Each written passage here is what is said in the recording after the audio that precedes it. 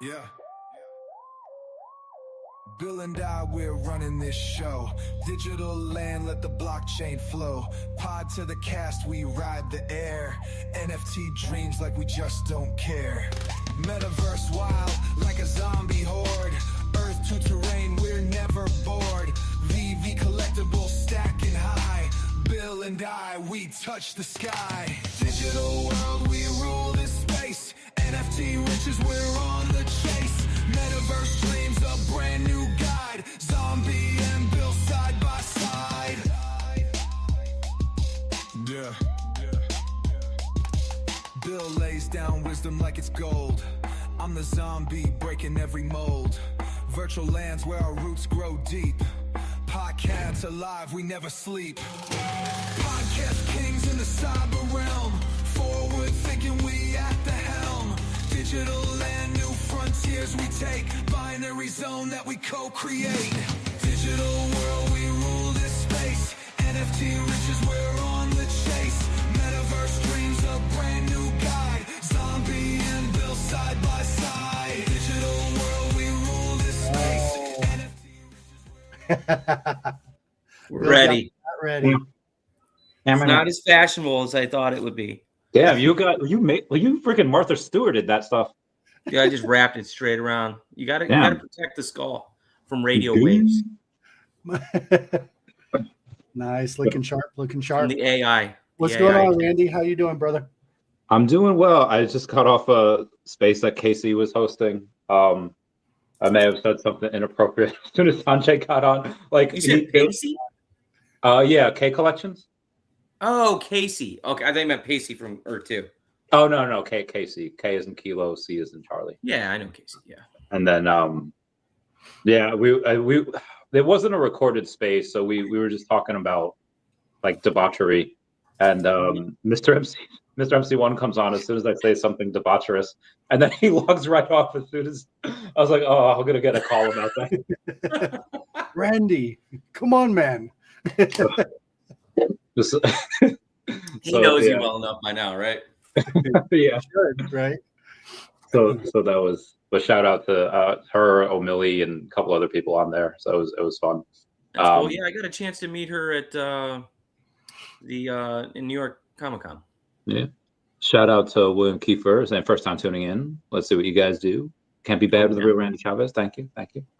Oh wow, we're getting some street cred. Yeah. So we scheduled the show, and we did not realize that we were going to get an Epstein file dump. Oh my god! Really? Yeah, I mean, we got what 3 million files. Oh god, it was insane. There's so we got to talk about it. I'll let you lead. It's y'all's show. It's a deep, dark rabbit hole that we've tried to run out of a long time ago. Years. We used to talk about this stuff all the time, and it just got old. I had tons of books on it. You know, back from the 70s, 80s. 90s. Wait, tons of books on what? All these topics. Deep state, conspiracy. On exactly what's in the Epstein list. Jekyll Island, probably. I know Bill. Like human trafficking, sex slavery, mind control, eating kids, putting them in cages, all that stuff. Spirit cooking. Yeah. That's what was all in the Epstein dump. I saw the cage part. The cage part, the first thing that jumped out at me with that was that looks like, now granted, a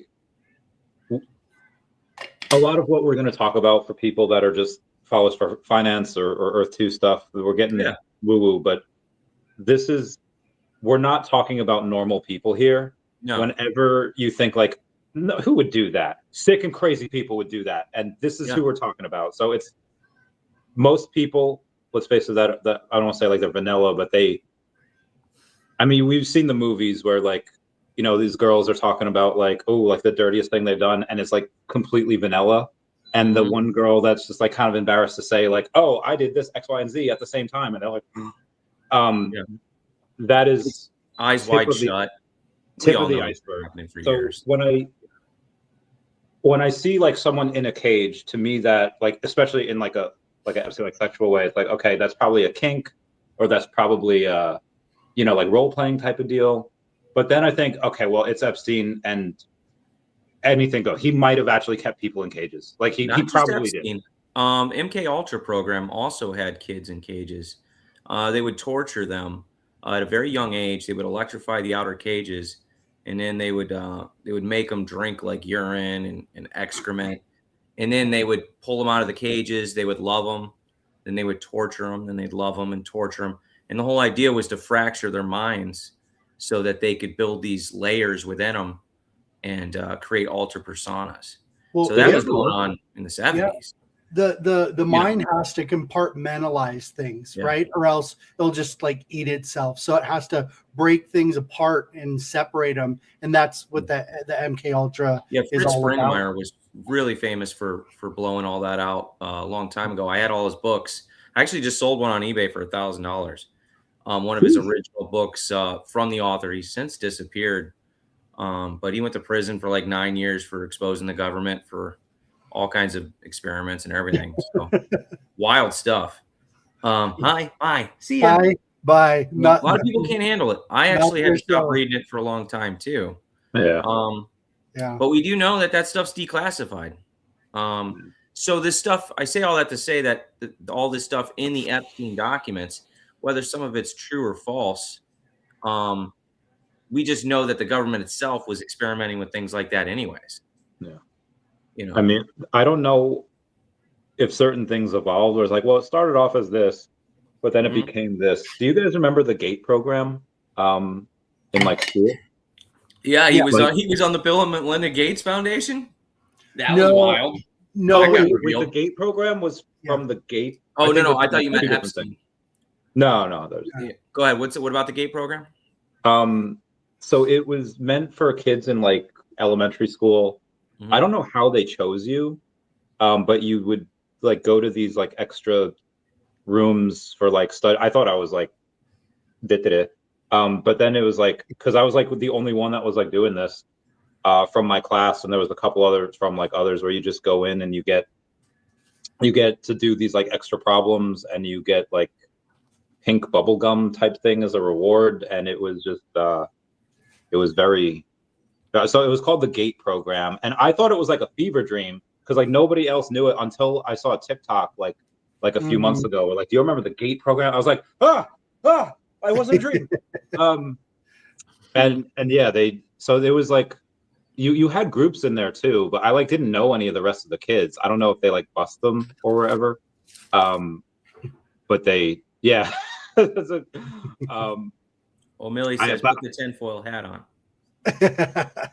What's up, Omar? I was just talking about you. All good things. But then they wound up not doing it after a while, or maybe I aged out, or I was too dumb, or it ended. But I know at some point the GATE program ended. I don't know if that was like an offshoot from like MK Ultra, where like let's take it and rebrand it as something else. Probably. I thought it was interesting even that famous doctors from MK Ultra later was replaced by Kamala's mom. Really? Did you hear about that? Yeah, she worked for what was the name of the doctor? It was a very famous doctor in Canada running the program, and she went and replaced him. Really? And Irving or Ed, forget the name of the very famous doctor in MK Ultra. And Ewing Cameron. Oh no, was it Ewing Cameron? Doctor, let me look it up. So, she also worked in the program, and it kind of similar to when you see Kamala Harris. She almost seems like she's an empty vessel, Not saying that she's mind control, but she seems like she'd be a child of one. Well, it's funny. She was. I'm from the Bay Area, obviously. Giants represent, and Willie Brown was the mayor of San Francisco, and that was like his side piece before she got with Montel Jordan. Montel Williams, I mean. So, she's kind of locally known a little bit too. Yeah. And they moved up to Canada for a period of time, and then they moved, and she moved back to the Bay Area. So it's pretty wild. I never knew that until she ran for president. That information started coming out. Yeah, Candace did a deep dive on her, trying to find out what was it about her mom or dad. I forget which one. All of it, yeah. Trying to Something to expose do all with her family. Yeah, But something to do with her past. Like it was super sketchy. yeah, and all of these elitists around the world are also raised by transgenders. Very interesting too. Look, Obama, right, in Indonesia had a transgender nanny. Very George Bush strange. Jr. What's that? George Bush Jr. You ever seen his mom? Looks very tranny-ish, Oh right? man, that's a Wait, man, Laura, baby. wait, no, not Laura, but wait, who's George? Dude, that's a man, baby. That's a man, baby. Wait, George H.W. Bush's wife? Yeah, George Sr.'s wife. Yeah, that's a man. And then you look at the Epstein dump, and it I'll pull her alleges up. that Bush Sr. was with another guy on a yacht, and then they were sacrificing a kid. Like, what? But then you had Alex Jones how many years ago talking about in Bohemian Grove how they were called the good old boys, right? Mhm. And there will be male prostitutes there too. Like wild stuff. So you hear stuff from the past and then you hear about this dump and you're almost like, well, it's believable. You know what I mean? It's kind of believable. Not saying it's true, but it could be true. The part about the male prostitutes, I feel like if you look at like the Pentagon pizza index, where it says like, okay, who is you can basically tell when the Pentagon and everyone's like staying up late is when pizzas are going crazy. But another way to tell is by the activity in the gay bars around it, because apparently a lot of Washington has a tendency. I don't know. Not there's anything wrong with that. But anyway, so the male prostitutes I can kind of see as like, okay, that's just for what they like to do. But in the Diddy stuff, apparently he wouldn't be with what we got here? The male prostitutes. He would hire the male prostitutes to boink the girls, and it was part of like a ritual. So were the male prostitutes there at Bohemian Grove to service the gays, or were the closeted gays, or were they there for like ritualistic stuff?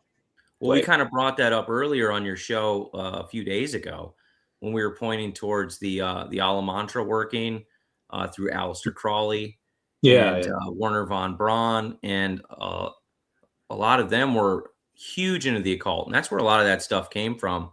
Occult rituals and sexual prostitutes. Yeah. So back then it was female, but Look at that. I'm sorry. I know she's an old lady or man or whatever there, but that's a manly looking face, Yeah. Even her younger photos are pretty. Yeah. Oh yeah, the young photos as well. Oh, here we go. Incorrigible Goat Slayer says, Adrenochrome, Monsters Inc., Eyes Wide Shut, Kubrick's Mysterious Death, and approximately 45 minutes of cut film. Yep. No. Disney World and underground tunnels, and how many kids go missing on Disney's property. I've heard. So there was another book about Fritz Springelmeyer a long time ago talked about underground systems in Disney. Can't confirm that, but a lot of people have talked about that in the past. Yeah, it lines up with Walmart's as well. If you look at the roots and then the missing children, the populated numbers in the area, it's kind of around Walmart's as well. And they were, and those Walmarts were also part of supposed to be turned into like camps at some point, detention centers. Yeah, they're detention centers easily, for emergencies. Yeah, exactly. They're along train routes, right? For trains. What did he say? Can you pull up Incorrigible Goat Slayer's Crawley's message? He did, yeah. Oh. Crowley is talking with LAM, looking like alien, but admitted to him being an interdimensional entity. That's right. Yeah. Whenever I hear that now, like the most recent, I think of that Miami Mall thing from January of last year. Is it a year ago? I mean, that thing in the backyard. Remember, it was like 9 feet tall, and it looked kind of like gray. Backyard from Vegas. Yeah, that was in the backyard. That was the Vegas one. That was the Vegas one. Yeah. Yeah, the one in Miami was just the mall. That's so. So for the people that don't know, the official story with Miami is that there were some teenagers fighting, and I guess that warranted 80 cop cars to surround the mall to break up teenagers fighting. No videos of teenagers fighting. There was one guy that said he had. I guess they took everyone's phone and like wiped them, except for one guy who had like claimed to have escaped, and then he had something, but then he didn't. Disappeared. Yeah. Wild, right? But what happened in that mall? Like some people say that there was some box or something with music coming out of it, and then some beings perhaps stepped out of it. And then that Vegas thing happened like right at the same time. It was like wasn't Did it it? around the same time? The period? Like, was it alien, a day? yeah. A day or two, Okay. and then we also had that supposed abduction in Peru around the same time too, where that girl was claiming face peelers were trying to like cut her face off. It was like When a was lot the of weird Peru stuff thing? going on, man. When was the Peru thing going on? That was around the same time period. The Pelacabres or something like that. La Pelacabre. They call them face peelers. They call them face. And then that one was wild because she reported to see not like a gray figure like you'd hear most of the time, but she said it was more like a Green Goblin looking guy on a craft that hovered, and like he was like that, like, and this is someone in the jungle that doesn't have a TV, and they're describing like the character of Green Goblin. He better not have been throwing pumpkins. Yeah, So right? do you think Or that's like Hobgoblin? alien tech, or do you think that's like maybe advanced military? tech for like humans that's just not released yet? Mhm. Isn't that the same thing? And the villagers, the villagers said they pointed or they shot point blank at him with assault rifles and shotguns and didn't even hit him. Like it just went right through him or blocked him or whatever. So Randy, with your military background and you know what you've been involved in, when you hear these stories and you hear interviews like from Joe Rogan, talk to these military experts, you know, I'm sure you can sniff out you know, a bullshit story a little bit easier than most of us. What are your thoughts? So without giving any away locations or bases or not, there's let's say at any let's just none of these things happen in the US, but let's say they happen in the US. Let's say at McGuire Air Force Base, you know, there's a flight line that, you know, the planes come in. It's a lot of cargo planes. There's no like fighter jets there. It's just like C-17s, KC-10s, C-130s, C-5s, and they, you know, everyone like there's the main one that people come down. It's going from like Fox, like there's 4 parking spots per row. Fox row is 1 through 4, goes all the way down to I think like Romeo. But then there's like a couple of in another area there's like commercial jets where you could have them come in and it's their own separate like kind of runway. And most people don't go like that. Most people don't go to that separate runway because most people don't do like commercial stuff in there. But let's say that there's someone could have served at McGuire, have worked on that flight line, the main flight line, and they could have never gone to that other. They could have never gone to that other runway. So let's say somebody goes on to Joe Rogan, wherever, and they say like, yeah, I was at this base and, you know, we did this X, Y, and Z. And somebody else says like, hey, I was at that base. I was stationed here and we didn't have that. There are multiple, because some stuff is secret and some stuff is like the even like people with like with secret clearance, like some stuff I should say is top secret, Yankee White, you know, all, like above that. But even if you have secret clearance, which like everyone has, that doesn't mean that you are in the know, because ever since ever since Snowden, so however you feel about him, for the average person in the military, they don't like him strictly because we can't watch movies on computers anymore. Before Snowden, you could just put in a thumb drive and you could just watch a movie. And then after Snowden, you couldn't fucking do that anymore. So that was, I was not, anyway. I forget what I was talking about before I got on the Snowden thing. The flight logs. The what? Flight You were logs. talking about how things were compartmentalized in the military. they have but I was had shit. All right, let me let me go over this. You said some guys have secret clearance. Oh yeah, so there could be some person out there, like someone goes on Rogan and says like, hey, we did this on this base, and you could have someone say like, listen, I've been on this base, that's not what I do here. Oh yeah, so before Snowden, it was a lot of like need to share. So I was like, oh, I have like, you're working on this thing, it's need to share. But if you have a certain, but after him, it became need to know. And it's like, it became from you're working on something that's need to share. And then it became, oh, unless you have specific clearance for this specific thing in your like need to know, it doesn't get shared. So everything kind of like shut down. So someone post like 2014 that had served in somewhere over the last 10 years, they could have very well been at a base, and it could have even been deployed location, and they could have only known of one specific thing and not the other because it's kept secret even from people that are serving on that base of the military. Right. So if somebody ever goes on Rogan and says something, and even if you have other military people like, I served there, it wasn't there, it's still possible. Mm-hmm. I've had friends that served in let's say like Antarctica, where you have like your perimeter, like where everyone works, everyone does whatever, and then at the edge of that perimeter, you have like security forces to make sure you don't go off. Now, like, okay, what's the reason for that? The official reason, and it might be true, is that apparently back in the day, you could like explore, you do whatever, but then someone got lost in like a whiteout, and it was like a bad, like it started snowing, they couldn't find their way back, like bad day, and they're like, okay, we're not doing that anymore. We're going to make sure security forces are here. They're not allowed to, to keep everyone from going too far, and that's probably the case. But I think maybe they got 8. It could be some. So I think there's a greater than 0% chance, maybe like a 1 or 2% chance that there's something out there that they don't want the military to see, like, especially because now everyone's got cell phones and stuff, that they just can record and take back with them. And so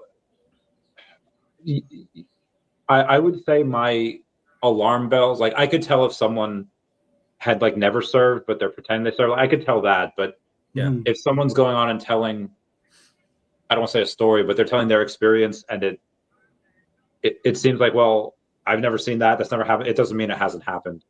Right. Like, do you guys see the UFO documentary came out last year?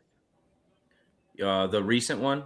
That all the senators and stuff are in or whatever? But yeah, it's on Amazon. So when I hear people like that talk about, hey, we had this bogey out in the East Coast, and the commander said we deployed all of these fighter jets, and just the way he worded it, of just like, we could not keep sovereign airspace over North America for these 30 minutes. That seems to be real. Now, maybe he's lying. I don't think he's lying, but that sounds like something that would have happened. Like just the way he said it, it's like, oh, okay, this is this is real. Yeah. I forget the original question. I feel like I threw a lot out here. I think you were going into details about a certain incident, possibly. You were thinking of, and that's why you were setting that all up. Well, the original question was just, have you heard anything, or can I tell? And so the incidents are, I mean, I'll tell you my ghost stories. Like, so one was in Kuwait, where this guy, Sergeant Frempong. I love this dude. He's my friend Bookhart. When Frempong came in, he was a reservist. I forget from where. Most people, you bring like a suitcase and a duffel bag. This dude bought 4 suitcases with him because he needed his entire wardrobe and everything in Kuwait for some reason. From somewhere in Africa originally. So maybe he attracts this type of thing. But in Kuwait, where we were in Ali Al Salem, this is where, for people that don't know, in like Desert Storm and then Desert Shield, like Iraq just took over. Iraq just came in here. They had like the 4th biggest army in like the world at the time, kicked Kuwait's ass. And in the 90s, I think within like 72 hours, Kuwait didn't even, or Iraq didn't even have the largest military in Kuwait at that point. Like there was, they prepared for this. They bought bunkers from like France, claiming that they were like impenetrable, and then like you still see on the way to the flight line the holes that are in there from the U.S. bombs that penetrated like the bunkers. It's really cool, but a lot of people died there, and I didn't see it, but he said like, and this was one day like. This wasn't my first impression of him. We had known each other for a while. And he said, yeah, one day he was walking to our work in our work area, and he sees someone, and there's foreign people that like who served with Canadians, served with Israeli Defense Forces. Like there's a bunch of different things there. But either way, if you're about to cross an officer, you have to salute, regardless of what branch they're in, or what military they're from.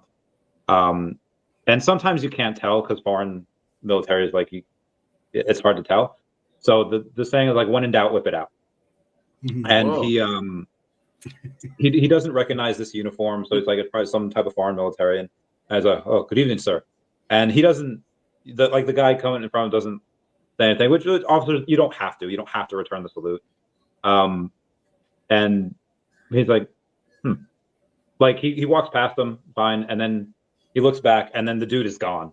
Like the dude is just not there, and he's just like, so it's probably like a foreign, like ghost. So that's one of those things. Or it was predator technology. Yeah. So yeah, that there was one in basic training we had where you're supposed to have like battle buddies in basic, and you do you have to, if you're caught alone somewhere, you're wrong and you get screamed at, and you have to do push-ups and all that. But so you go somewhere, even like to the latrine, and these two guys are like waiting on this one latrine, and one of the TIs like cursing out like, whatever you doing over there? What are you waiting for? I was like, someone in there, sir. I was like, well, where's that person's battle buddy? He's like, we don't know, sir. So knocks on in there, is like, where's your battle buddy? Doesn't hear anything. Like, where's your battle? And he rips the door open, expecting to see someone like on the, on the bowl or on the whatever, and there was no one in there. And then he goes to like the two that are like shocked. So it was, I forget their names. I think one was Seiler and one was like Brennan. Yeah. It was like two white dudes, and they're like, no, like we saw someone go in there, like, and we were waiting to pee, and then they weren't in there, like they were gone, like more ghost stuff. So it's interesting that you say that, because I had an old friend back in high school days, and I used to hang out with his mom. We'd all like sit around the campfire and talk, but she was like always, she was like the mom of everybody. And she wasn't like cute. She wasn't. No, not at all. Stifler's no, mom. hideous. Okay. I mean, on like a 3. She's like maybe a 2 or 3. She might have fell off the horse sideways or something. But so hit every brick on the way down.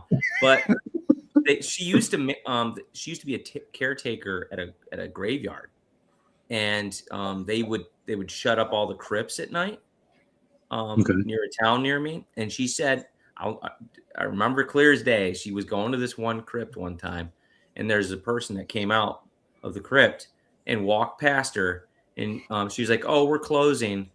And then she did the turnaround and just gone. Oh, I would just reminded me of you saying that. I'm like, dude, like that actually happens. Like I've heard that before. I would just, like, never weird like passing, and then just, Have you guys seen the Teslas that drive around cemeteries and pick up dead people on their like indicators? What? Yeah, bodies kind of sensors? moving around. Yeah, on their sensors, you can see it on the screen, and then they'll like fade away. It's so creepy. No, I have not seen that. Yeah, there's it's like pretty common. Common, where I've seen it, where a car is, the Teslas are, whether it's a dog, squirrel, like if you're driving, it's supposed to detect someone, and when it does, it stops. But it also shows the outline of whatever's there, and you see Teslas like picking up the outline of people in cemeteries where you can't see it with your eye, but you see it in the Tesla thing, and it's like, bruh, yeah. That's so you brought up Tesla and you brought up Rogan. So I got to ask you this question. You brought it up earlier on your show about how you thought that Tesla was going to shut down production on a few vehicles because they're going to be bringing in Optimus. Yeah. Optimus. They shut down the S and the X in Fremont, California. But did you hear him when he was on Rogan last? And he was like, "We've got this announcement coming in December," and Rogan's like, "What's that?" And he's like, "Well, I want to bring a flying car." And he's like, "What? Yeah. Like an actual flying car?" He was like, "I think people deserve to fly." And I'm just like, and he was like, "Are you kidding right now? Like, is this a joke?" He's like, "It's going to be the most spectacular events ever." Yeah. And we hear nothing. And I'm like, okay, that's super strange. That was bizarre, out of left field. I remember right. That. So that was him on a few weeks ago? That was him on about what? It would have been November. A few months ago. November. Yeah. Okay, so he wants to come on like next, like December 2026. Obviously. No, he was this saying before the end of the year. Oh, okay, so obviously that fell through. Yeah. So this goes back to like 2011, 2010, where he's in Iron Man 2, and yes, I remember that. He's like, "Hey, Pepper," and he goes to Tony. He's like, "Hey, I want to talk to you about an idea I have for an electric jet." And so he's been teasing this for like 15 years, 14 years, whatever. God, we're so old. Oh my God, that's 15 years ago. Yeah. So he's been teasing this for a long time, and I've heard him talk about it before, where it's like, well, at that point you're just, kind of flying a helicopter, and it's like, well, maybe, and it would be a lot. It'd be heavy because you'd need the battery pack, and you would need it would just be, I don't know how he would do it. Maybe this he specifically said it was going to be one of his cars. Okay. Yeah, a flying car. I know you're streaming on your show too, so we can't play the clip. Wait, why not? I can't play what clip? Once you get like demonetized if we play it? What clip is it? Does it have music? Yeah, no, so Fair Use Act, as long as it doesn't have music from like okay. All right, let me look it up. Let me look for it for a second here. Mm-hmm. I just want you to hear it. Because it's really something. Yeah. Rogan, Musk, flying car. Yeah. Oh, came up right away, of course. Mm-hmm. Okay. Let me share my screen.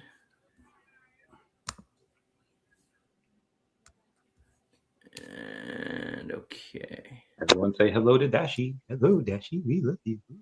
Dashi. Hi, Dashi. No. And if anybody wants to talk about any conspiracies or bring up anything, just bring it up in the chat. Okay.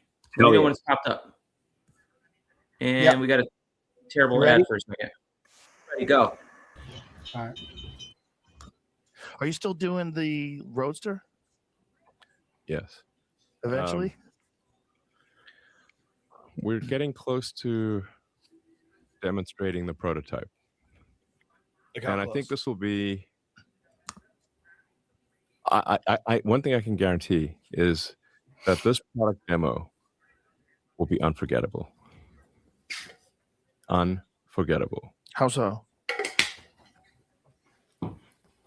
Whether it's good or bad, it will be unforgettable. Can you say more? What do you mean? Well, my friend Peter Thiel, once reflected that start stumbling. The future was supposed to have flying cars, but we don't have flying cars. So you're gonna be able to fly? Well, I mean, I think if Peter wants a flying car, he should be able to buy one. So are you actually considering making an electric flying car? Is this like a real thing? Well, we have to see in the demo. So when you do this, like Are you gonna have a Like, retractable wing? What? Like, what is the idea That's why behind the it? Roadster has been taking so long. Don't be sly. Come on. I can't do the unveil before the unveil, but Tell me off air then. I think it has a shot at being the most memorable product unveil ever. It has a shot. And when do you plan on doing this? What's the goal? Hopefully before the end of the year. Really? Okay, so Before the end of this year? Before the end of the year. This is, I mean, we're like in a couple months. Hopefully in a couple months. You know, we need to make sure that it works. Like this is some crazy technology we got in this car. Crazy. And it's a car. Technology. Crazy. Well, Roadster. So different than what was previously announced, and yes. Wow. And is that why you haven't released it yet? Because you keep fucking with it? It has crazy technology. Okay. So first, that reminds me of when we asked Shane, are there going to be animals in Earth 2? And he said, well, my kids want pets. So ... And then 3 years later, we get, animals. So,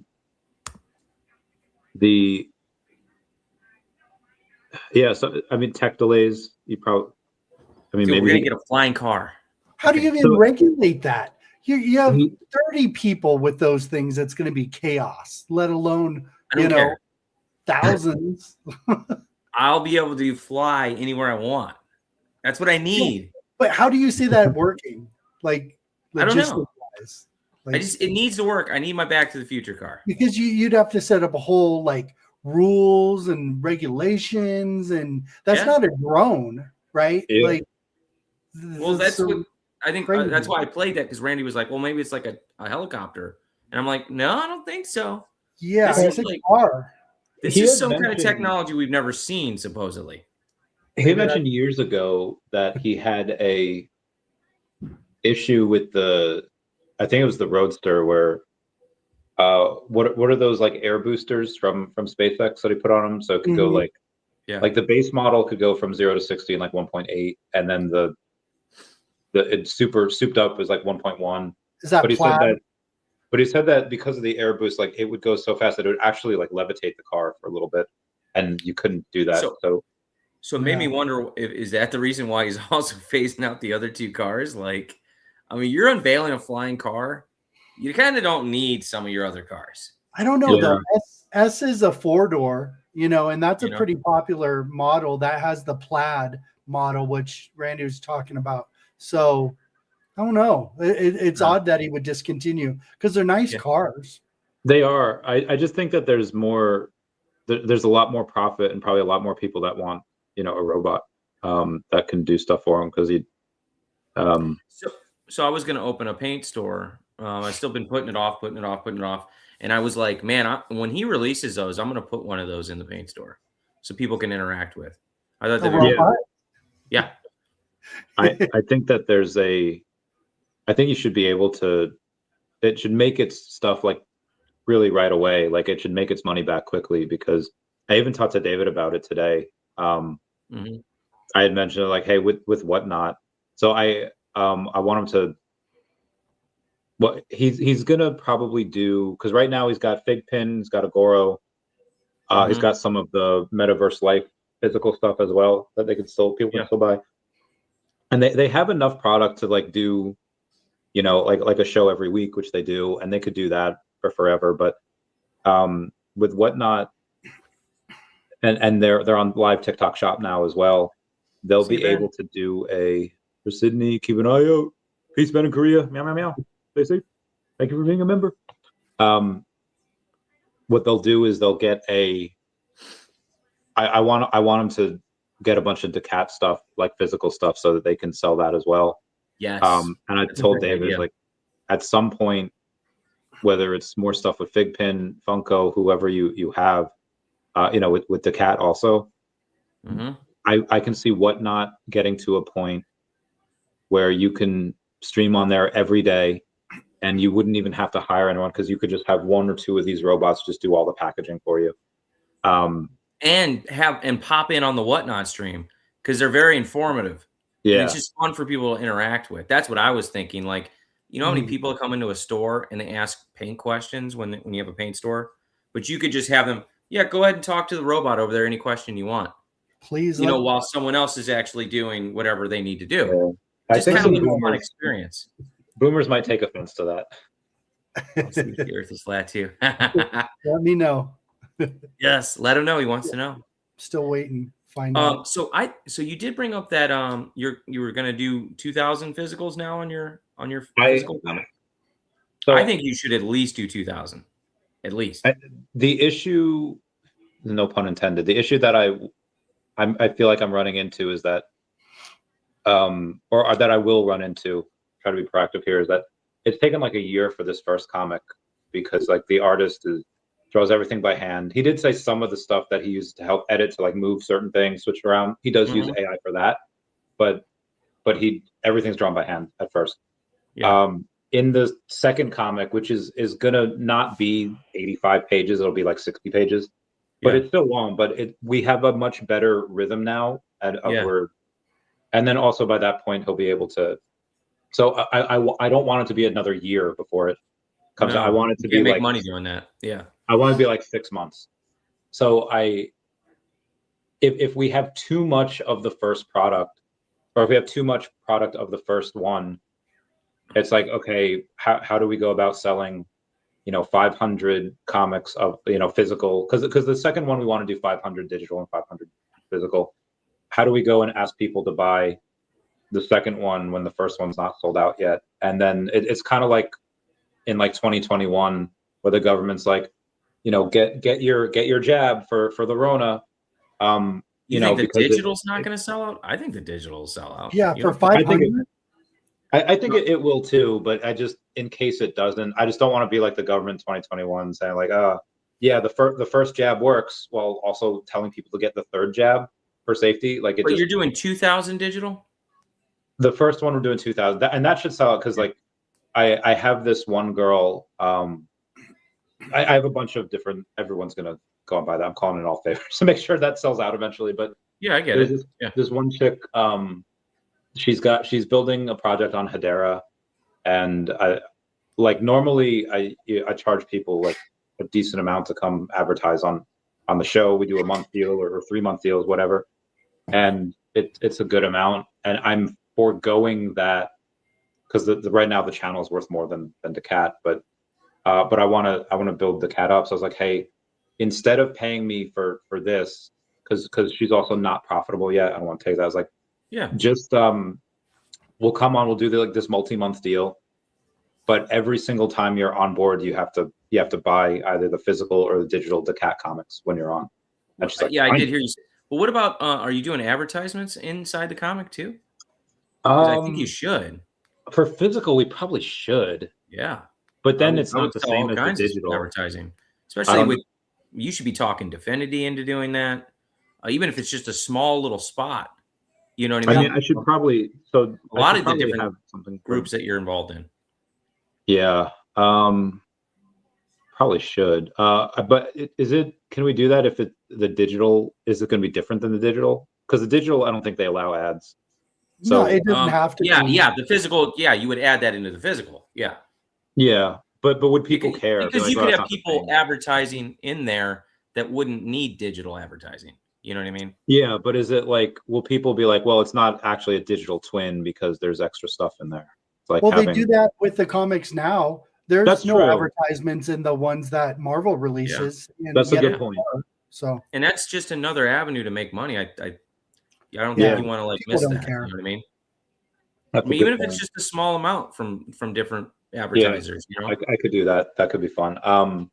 So I have the companies that I know I could do that with now anyway. Yeah.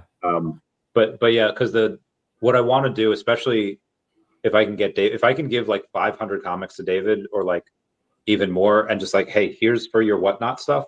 Mm-hmm.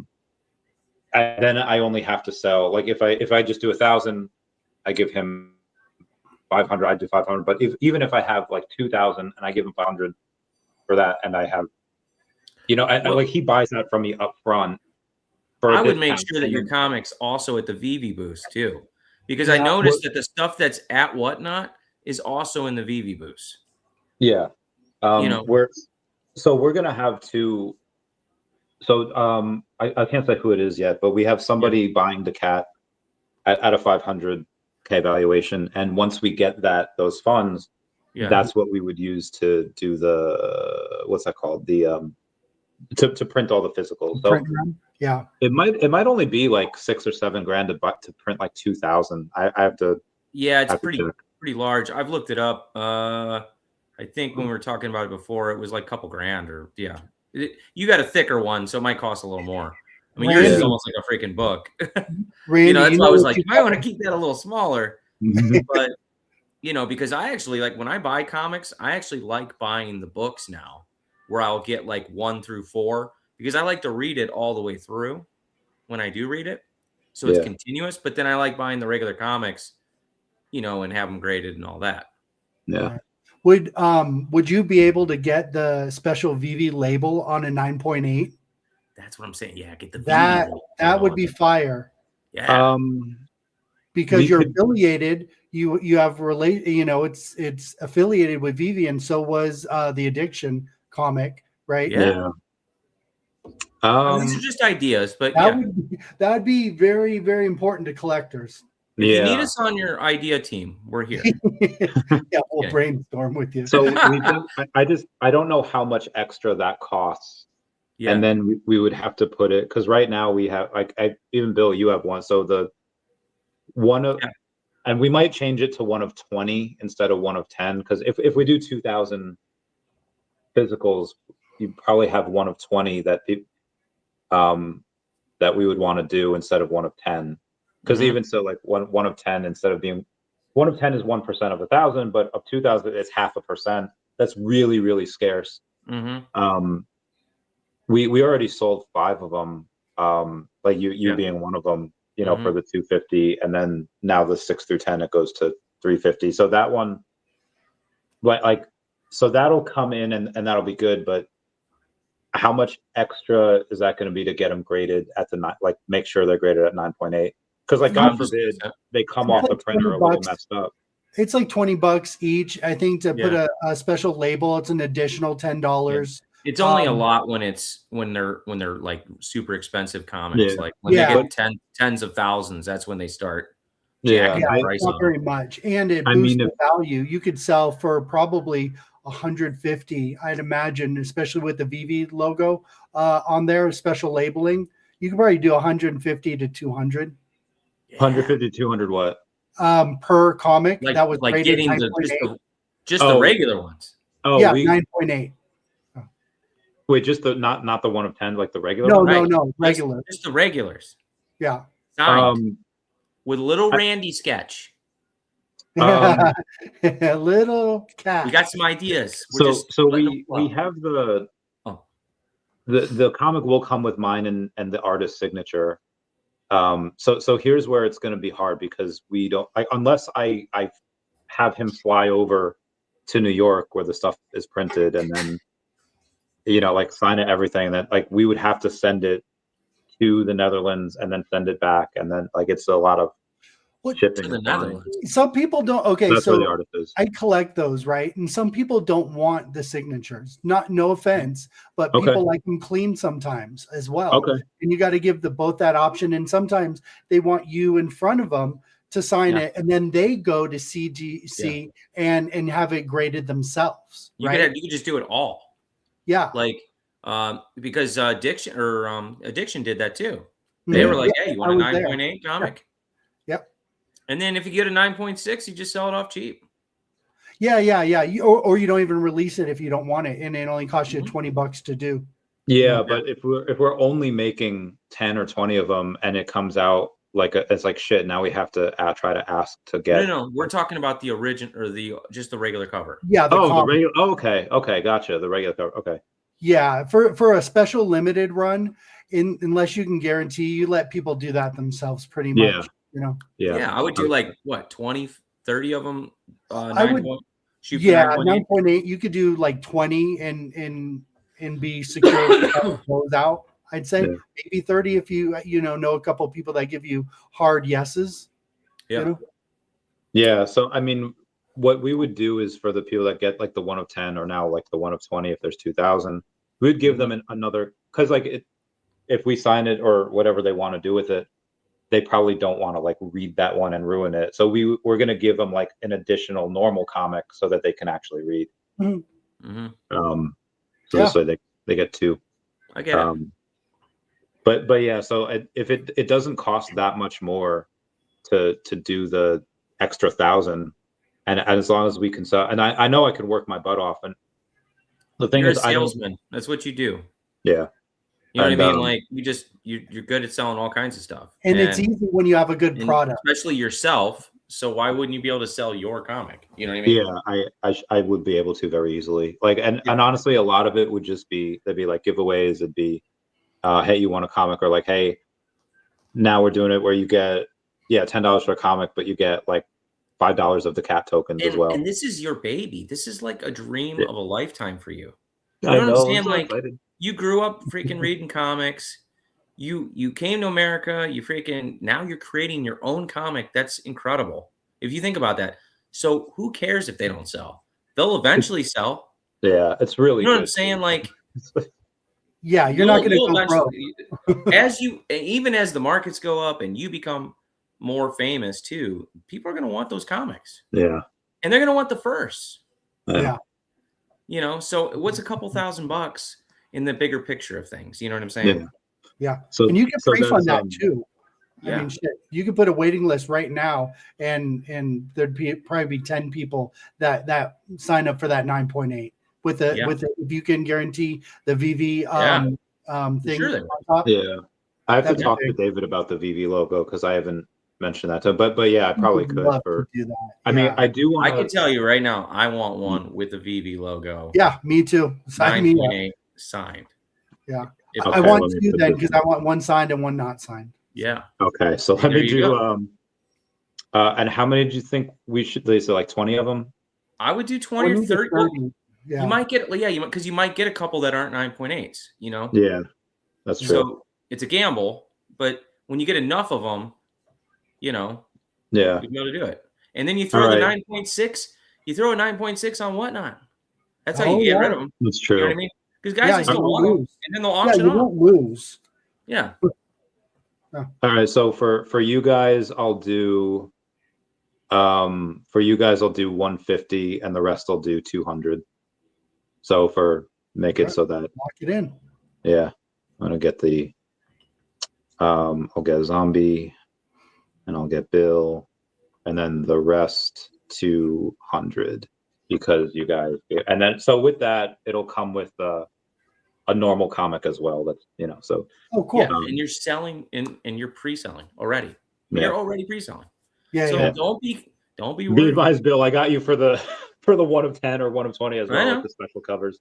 So so I guess there'll be 2 special covers. There'll be the 900s, or I was gonna say 960, but now it might be 1960 normal covers. Then there's the VV logo that's on that, and then there's going to be a special cover that's completely different.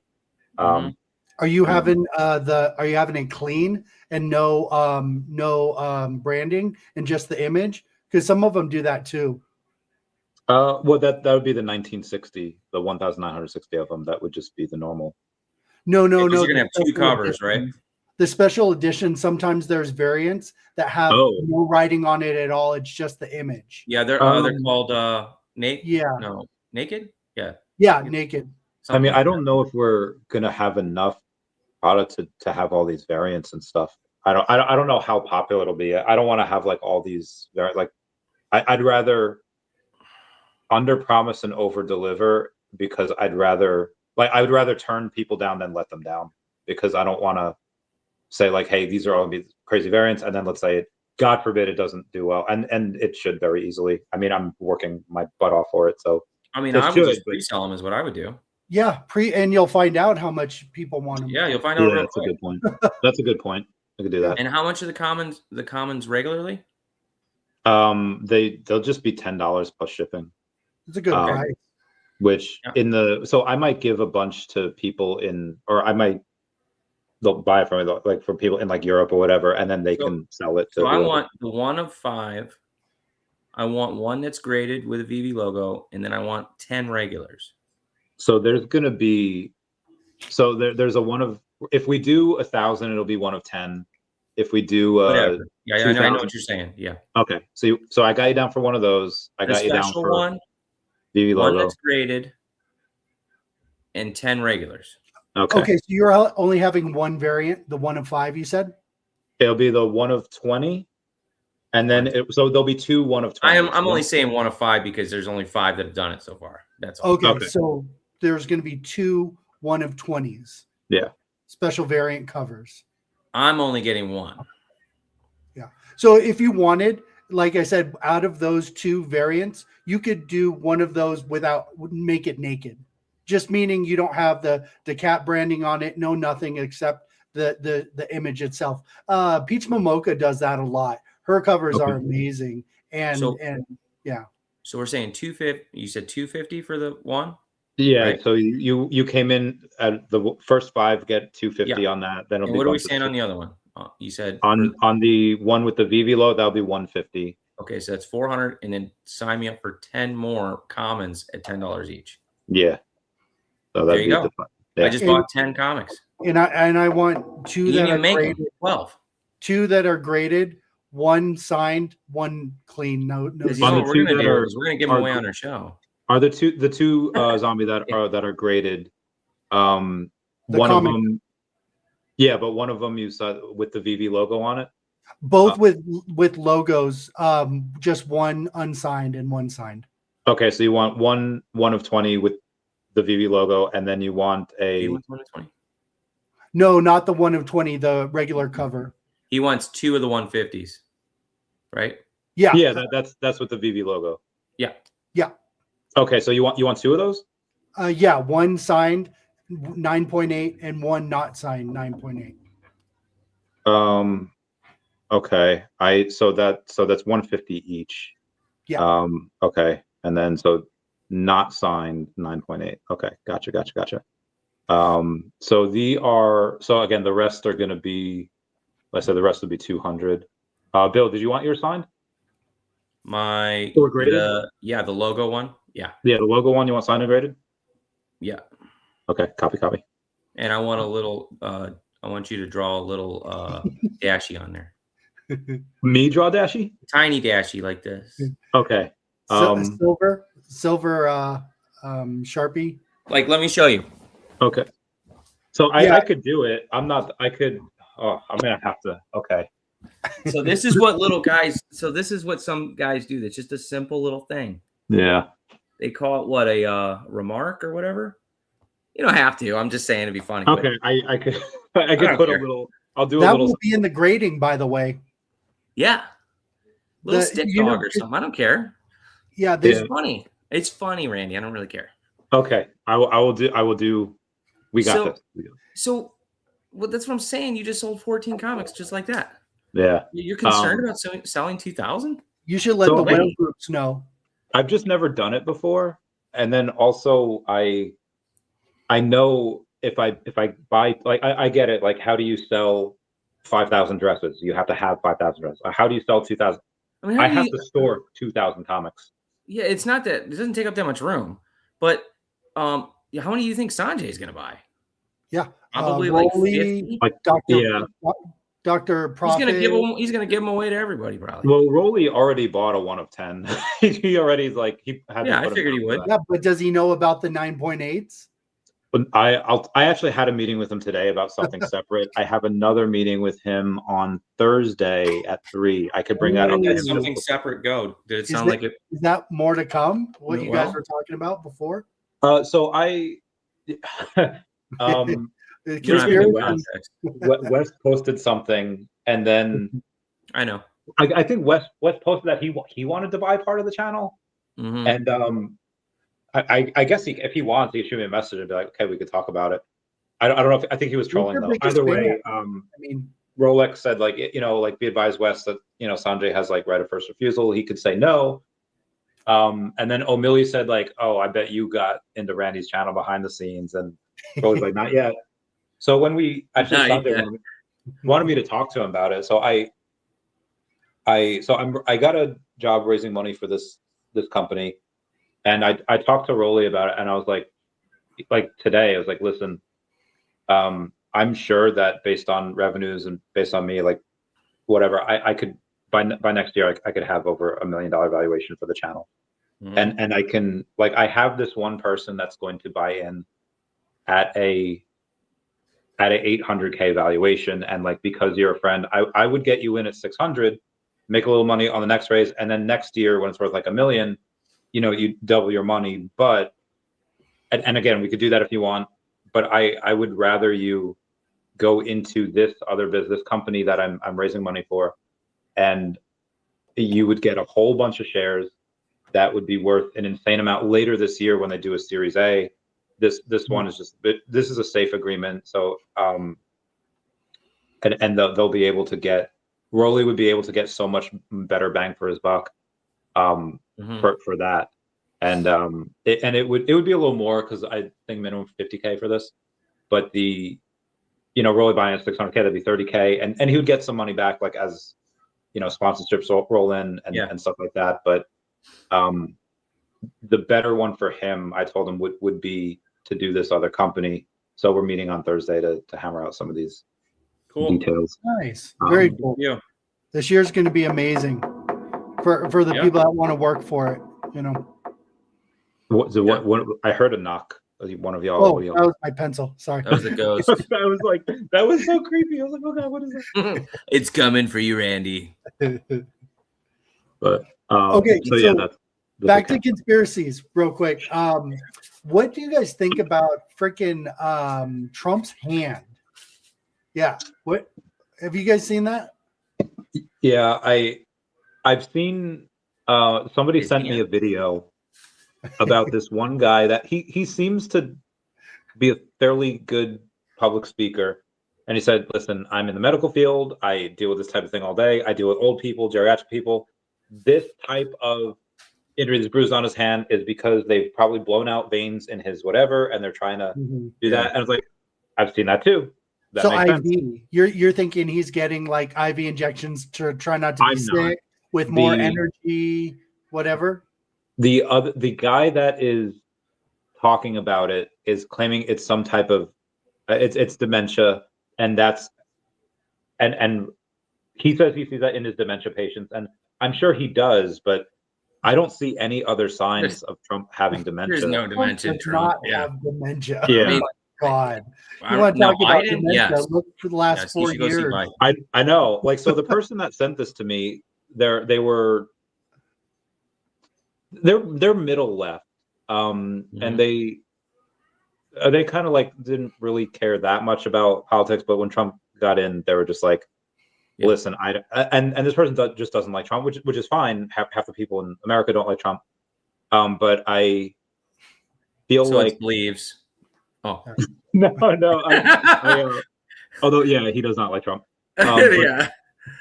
But it was but I don't know if this person actually like believes it or they want to believe it because this person's like in the medical field, they know, and it's like, okay, so was I. I mean, veterinary medical field, but like it just I'm not seeing any other signs of dementia, and it's like, did you not see what like Biden went through? And I didn't say this with them. I was like, he literally can talk for hours. Like the dementia patients cannot do that. They get lost in their thoughts. They wander off. And I have a lady that I deal with. I manage a condo complex, and she's starting to get dementia. And I will call her and say something, and she won't even remember I called or even what we talked about. Nothing. Yeah. She's like, "Oh, we talked." Oh. And you don't see that with him at all. And I'm just giving examples. I would say it. I would say it if we did, and I don't care. But. Did you see Trump kind of get up during the major press conference with all those companies and like look out the window and start talking about the building? Did he? Yeah, everybody was ragging on him for it, but he's just so like off the cuff, and I think he's cocky too, right? So he feels like there's no I thinking he's cocky. Yeah, he's definitely cocky. I can do what I want, and I'm kind of getting old, so fuck you.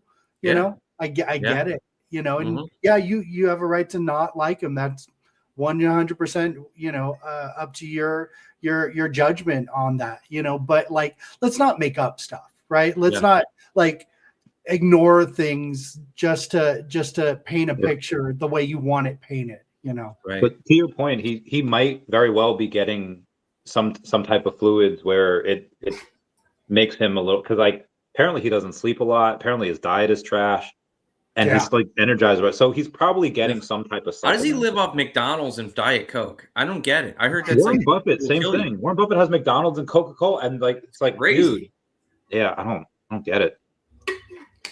Yeah, Wow. no, thank you. So what's the scariest thing you ever seen, Randy? Ever? Ever? This probably wouldn't be scary. I mean, thinking about it now, it probably. I told you the Ohio ghost story, I think, right? Yeah. I don't know. It was 2011. My friend Patty, we were visiting her then girlfriend Sabrina and other friends also, but her parents had a house. Her dad was a truck driver. Forget what her mom did. Her little sister, I don't know what she did. She was like, 14 at the time, whatever. We wanted to go to the barn that they had where they were building another house. And so this is like Tiffin, Gibsonburg, Ohio. This is like sticks. Like they're at least 14 years ago, 15 years ago. Jeez, there's nothing there. Like there was roads that are just in the middle of fields, and there is nothing. Like, so the barn happens to be across the street from. They said it was a school, and I was like, it looked like it had like one classroom, and like, yeah, that's how they do it here. They all come in. Yeah, the old buildings. And I was like, really? Mhm. Like they have kids of all ages come to this one classroom, and they teach all of them. And she's like, yeah, because like I'm from the suburbs in Long Island, and we're just there's always so many people. It just didn't make sense. I was like, wow, that is There's like 50 people in the town probably. Yeah, and apparently some get bused for like hours away. Like they weren't close. They were far away. Yeah. So I was like, wow, that is insane. Anyway, I'm 20. I think I have like one or two beers. We made a lot of s'mores. There wasn't a big fire. It was just the three of us, and we start. It's nighttime at this point, and stars are. God, Ohio has such amazing stars.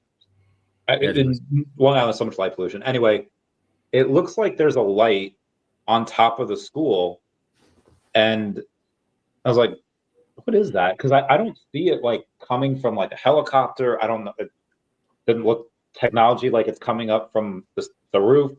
And they're like, "Oh, it's probably a ghost." And I'm like, "Okay, like the new guy, like trying to scare me, like come on." And they're like no, like we see stuff like all the time, and I don't know if they just attract this stuff or whatever, but she's like, "Yeah, when we're Skyping, I see stuff like in Sabrina's like room," and she's like, "Yeah, like the rocking chair will like just go back and forth, like no one's touching it. There's no window open. There's no breeze. It just starts going back." And I'm like, and they were again, I discern like on the leg or not, and I was like, "Oh, shit, all right, like let me go see." And they're like, "No, whoa, you don't go see." I was like, "I want to go see," and like because I'm I'm like this boxer, and I'm just you're like, I got this.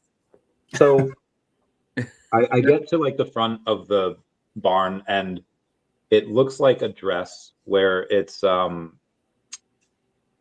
of the Caribbean. It looks like where what's her name, Keira Knightley, is dangling a dress to make people think that there's a ghost. Yeah. And I was like, oh, they somehow have wires, like it's a ghost, like, or it's a dress somehow floating. And I get to the front of the yard, and there's a woman in the dress. I was like, how? And I'm thinking like Scooby-Doo, like projector, like how is, and she's dancing back and forth, and I get to middle of the road, and she's like tall. She looks like Lady Galadriel from. And how far away are you at this point?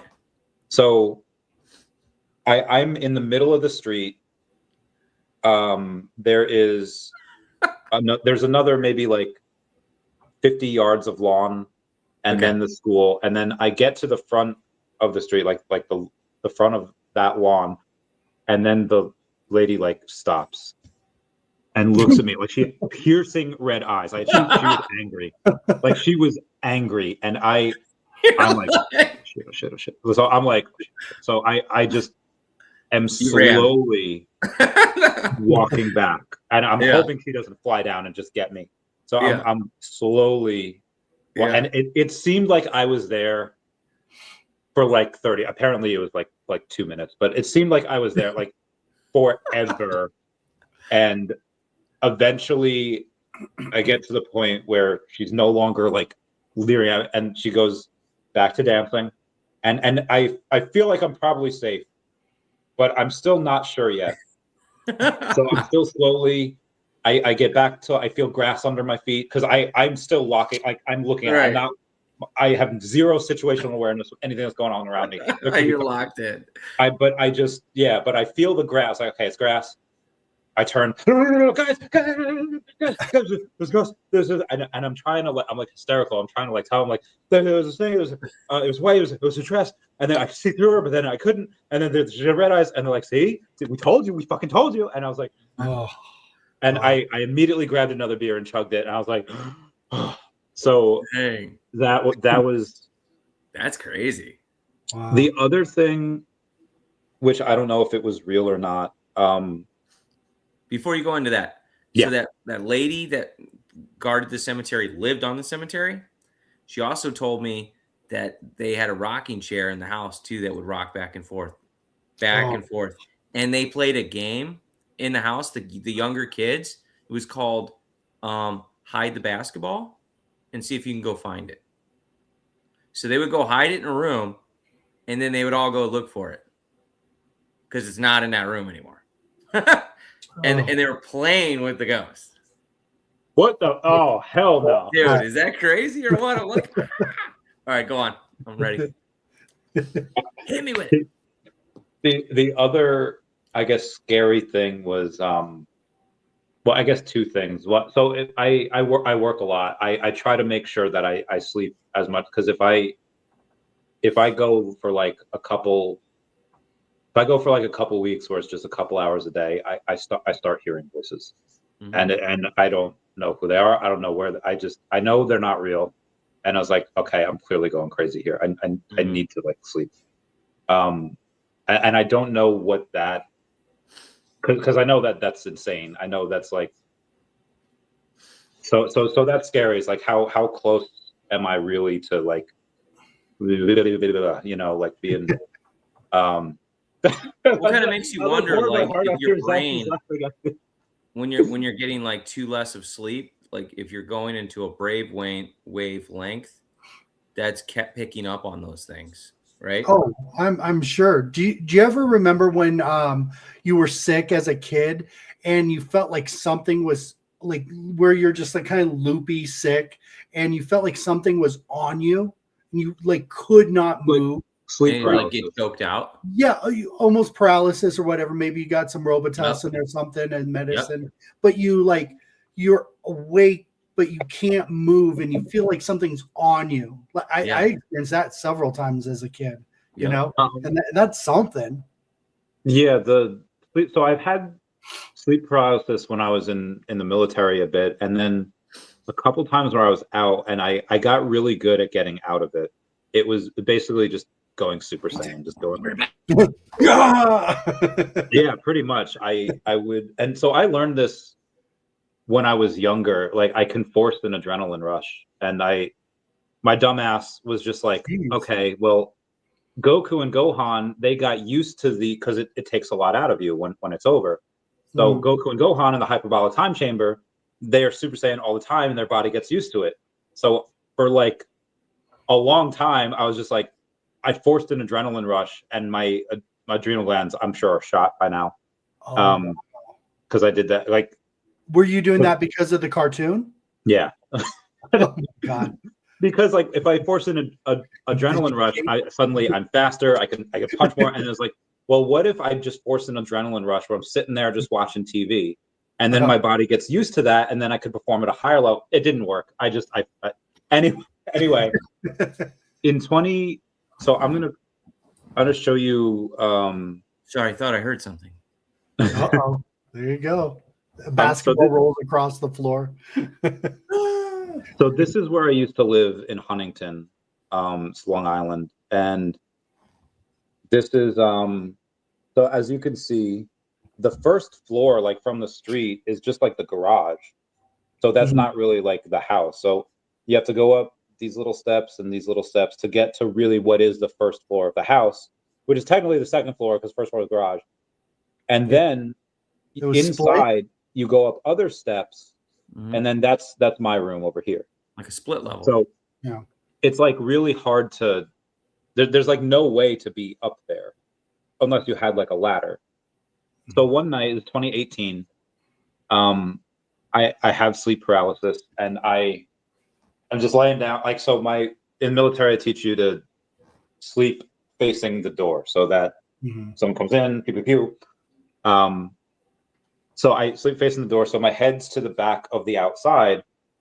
And so I have sleep paralysis, and I'm like whining. I'm like, stop it. And I forget for a minute that like I'm Randy Chavez. So I was like, wait a minute, I'm Randy Chavez. So I'm about to go I'm about to release this Wolverine type of, but before I do, there's a voice that came out of me that was not me, and it quoted Lord of the Rings, and it said, "Who dares enter my domain?" And as soon as that voice came out of me, I was released. And I was like the Mr. Krabs meme. I was like, what? Do not enter. So I turn around and I look like outside. I was like, there's no one out there. Like there couldn't be. There was no ladder. Yeah. But I heard something out. Like I heard something go out there. Like, I don't know what was in me, because that wasn't me. I was conscious. I just couldn't move. And I was getting ready to scream, but that came out, and I don't know how, I don't know why, but something was going on behind me out there. And my best guess is that something else was in me that was friendly, and it took care of whatever was behind me, so I didn't have to. It wasn't scary. I was just more confused. What if that isn't sleep paralysis, or that label they put it on, and it's a spirit, right? It's a demon. What it sounds like, yeah. Very possible, the exorcisms and stuff. Have you guys seen live like exorcism videos and stuff that are real? I've seen people possessed before. Yeah, like Peru, I'm sure there's their eyes roll in the back of their head, and they start like talking with a different voice, and, like erratically, like almost like robotic movements. I've seen that in like the Annabelle movies, but I haven't seen that in real life though. Like I had one guy come at me with a wooden stake with a nail on the end of it, with his eyes rolling in the back of his head one time. It was freaking wild. Yeah.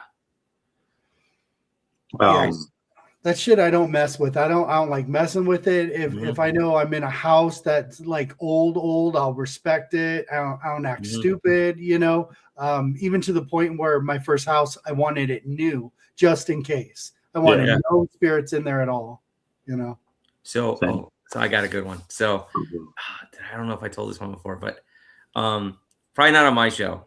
So I'm hanging out with my buddy. I'm living with my buddy in his house in Menor, and it's an old home, just like you just mentioned, and it was built supposedly on an Indian burial ground, right? And they know that because they found like some kind of weird headstones in the foundation when they were building it out.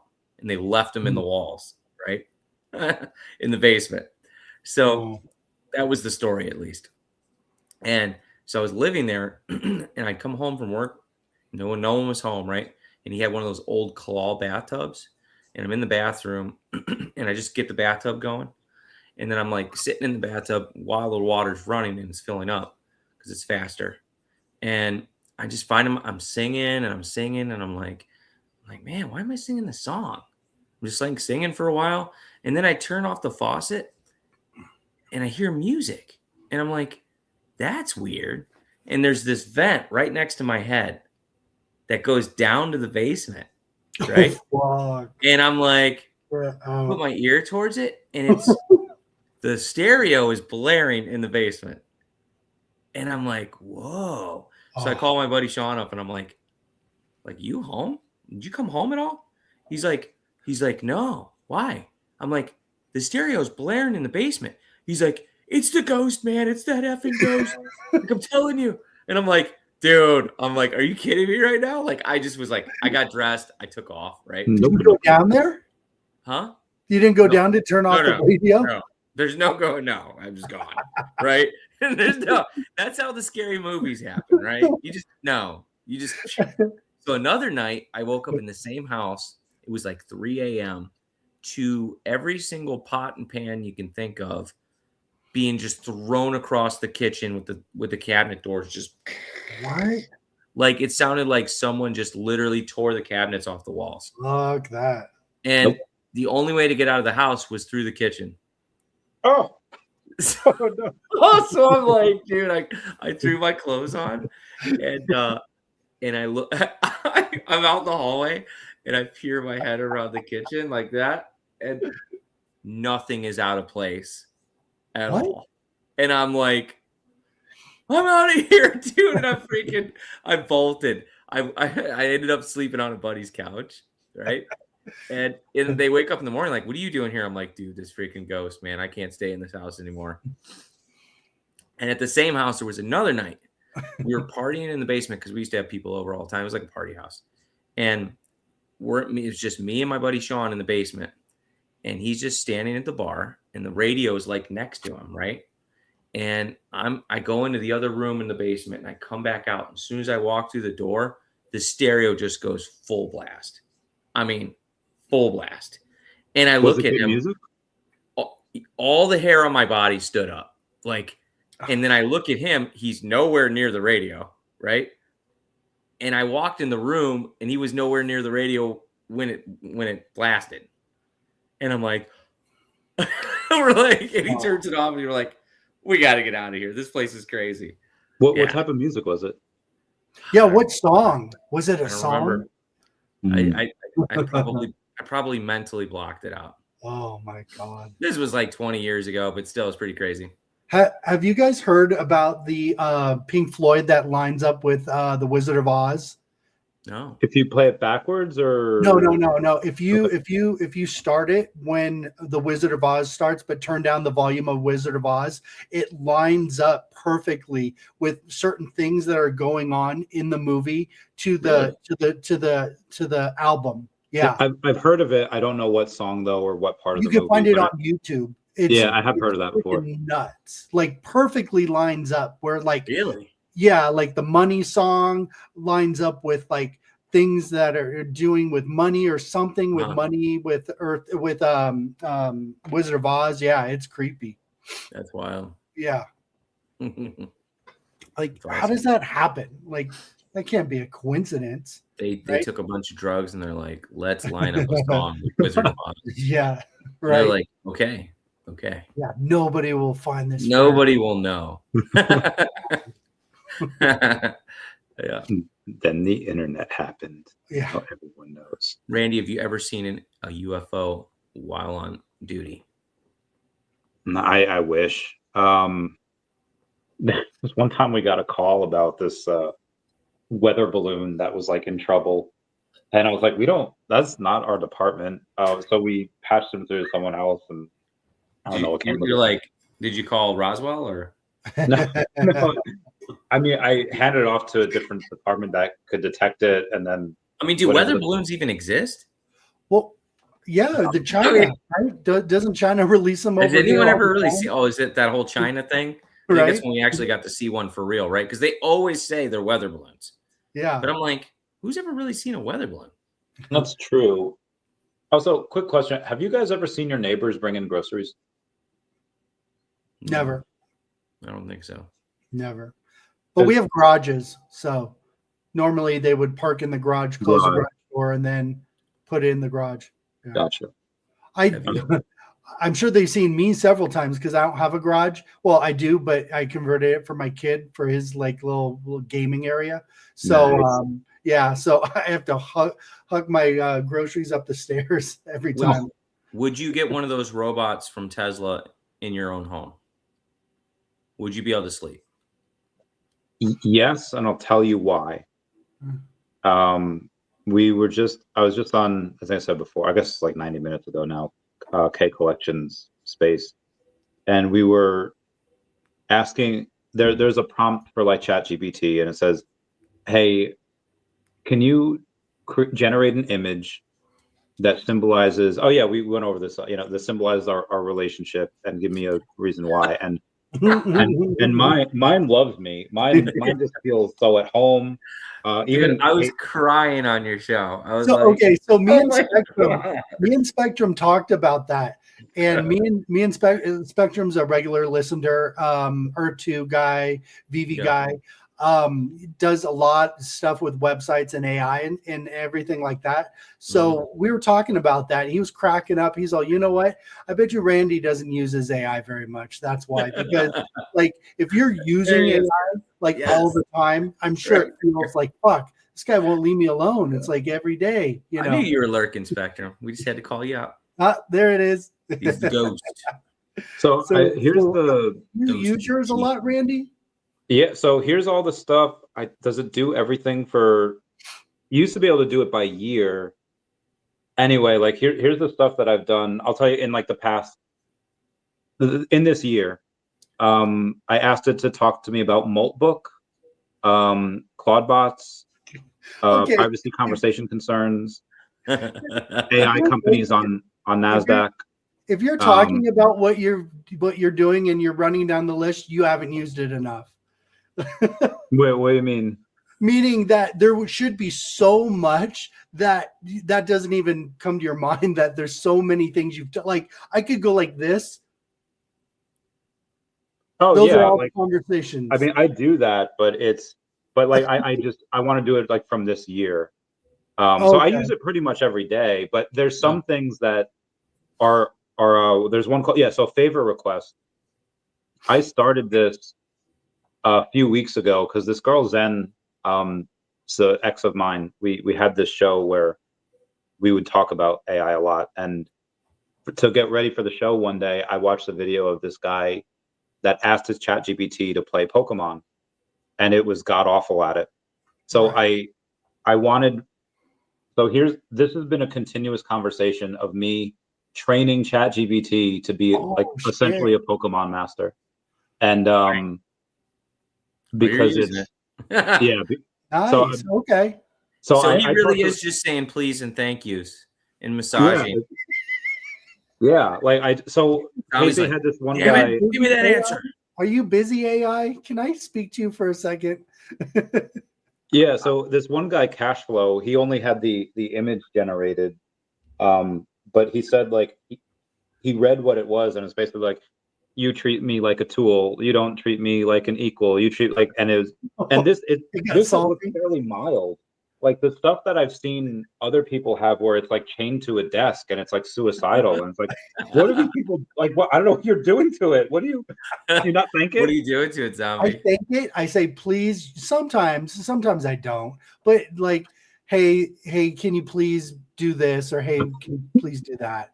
But it's not every time. So now Elon Musk is giving it hands and feet, and it's coming for you. Yeah. It's not going to be a good. So I mean, my stuff is. I mean, I feel safe with it. So you think of all the movies we've seen growing up, you'd be able to sleep at night with that thing in your Terminator? house? Yeah. So knowing there's a butcher knife set and probably guns. So I was in. I think I was serving in after the Don't Ask, Don't Tell, where it was like, but you still like, it was a little like, there's a bunch of people that are sort of that just didn't like gay people. Yeah. And I won't say the guy's name, but I served with a couple of them. One guy was like worried about deploying. Another guy was like, listen, I want to make sure that I deploy, like if I'm deploying with a gay guy, I want to make sure that he loves me. Because then he's gonna protect me. He will sacrifice himself for me. And I think that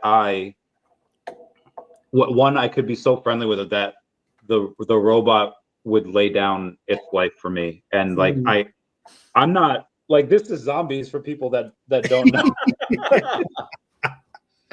You. See, there's a thing like that in the United States Postal Service where, because people go postal, right? That was a thing. So now, every once in a while you'll talk and like, man, what would you do if so and so went post? I'm like, I'm friends with him. He'll pass me by. Yeah, I don't, anybody that shows weird stuff like that, I stay on their good side. It's kind of, I guess, similar to the AI. Speaking of a thing that people used to talk about, remember, well, not just postal, but remember when people were self-incinerating on their couches? Oh, spontaneous human combustion. That's so I've heard of that, but that's real. Dude, I've never it was real only for a period of time, supposedly. Britain. I've never heard of it happening again, ever. Yeah, Britain. There's a famous photo of I think somebody in a rocking chair, and then you can see couches just fully incinerated. So my next door neighbor Bill, they were just like an extra set of grandparents. Bill and Charlotte, they were great. I freaking love these two.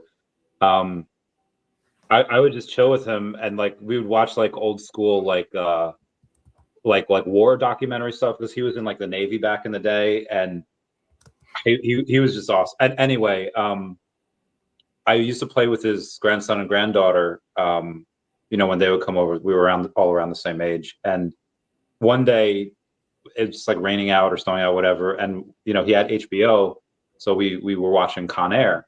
So I was like 7, 8 years old, whatever. It's on there. And how I learned about spontaneous combustion was like, what's his name? Dave Chappelle lights the Indian dude on fire, and he goes, he spontaneously combusted. And I asked the older kid, Greg, I was like, what's that? It's like, it's just, when someone just goes on fire. And like he explained it in like a way, it's just like when there's not supposed to be fire, but there's fire. And I just like accepted it as like, oh, okay, it's people just go on fire. Yeah. Like, so I was like 8. I just assumed that sometimes people just went on fire. And that was like a fear of mine for a while, until like middle school, somebody asked a question about that. And the science teacher is like, there's no evidence to support that that's ever actually happened. Right. I was like, oh, the movies lied to me. And but is there evidence that it happened? I guess it's whatever you make evidence, whatever you think evidence is, there's reports on it. There's fire reports. There's fire chiefs looking in, investigating. There's photos. But if you need something more, then no. So in the 1800s it happened, 1700s, supposedly the 1600s. There's reports of it, but because you just see a human, how do you really know if someone just didn't torch someone to death, right? Yeah. I mean, but according to their reports, no foul play was involved, but they just supposedly just self-ignited. And where they say but no. I remember growing up and that happening, and I'm like, I was hearing reports about it in the news, and I'm like, what? Like, how is that even possible? Yeah. But then you don't hear about it anymore. Or is it just one of those what do you call that, zombie? It's a term you use. A Mandela effect. Is it a Mandela effect? Right? I don't know, because I remember it, but I also remember everybody remembers the Mandela effect, but then that doesn't mean it was right. Right. Or does it? I remember quicksand. Do you remember quicksand and thinking it was like something you had to think about? Yeah, because it was in like every 90s cartoon, like Wild Thornberries, Rugrats, like they all had some type of quicksand like episode. Yeah, it was in Bugs Bunny cartoons. It was like in everything, quicksand. Scooby-Doo on Zombie Island. Yeah, Gilligan's Island, quicksand, right? It was all around, but yeah, we don't have quicksand, do we?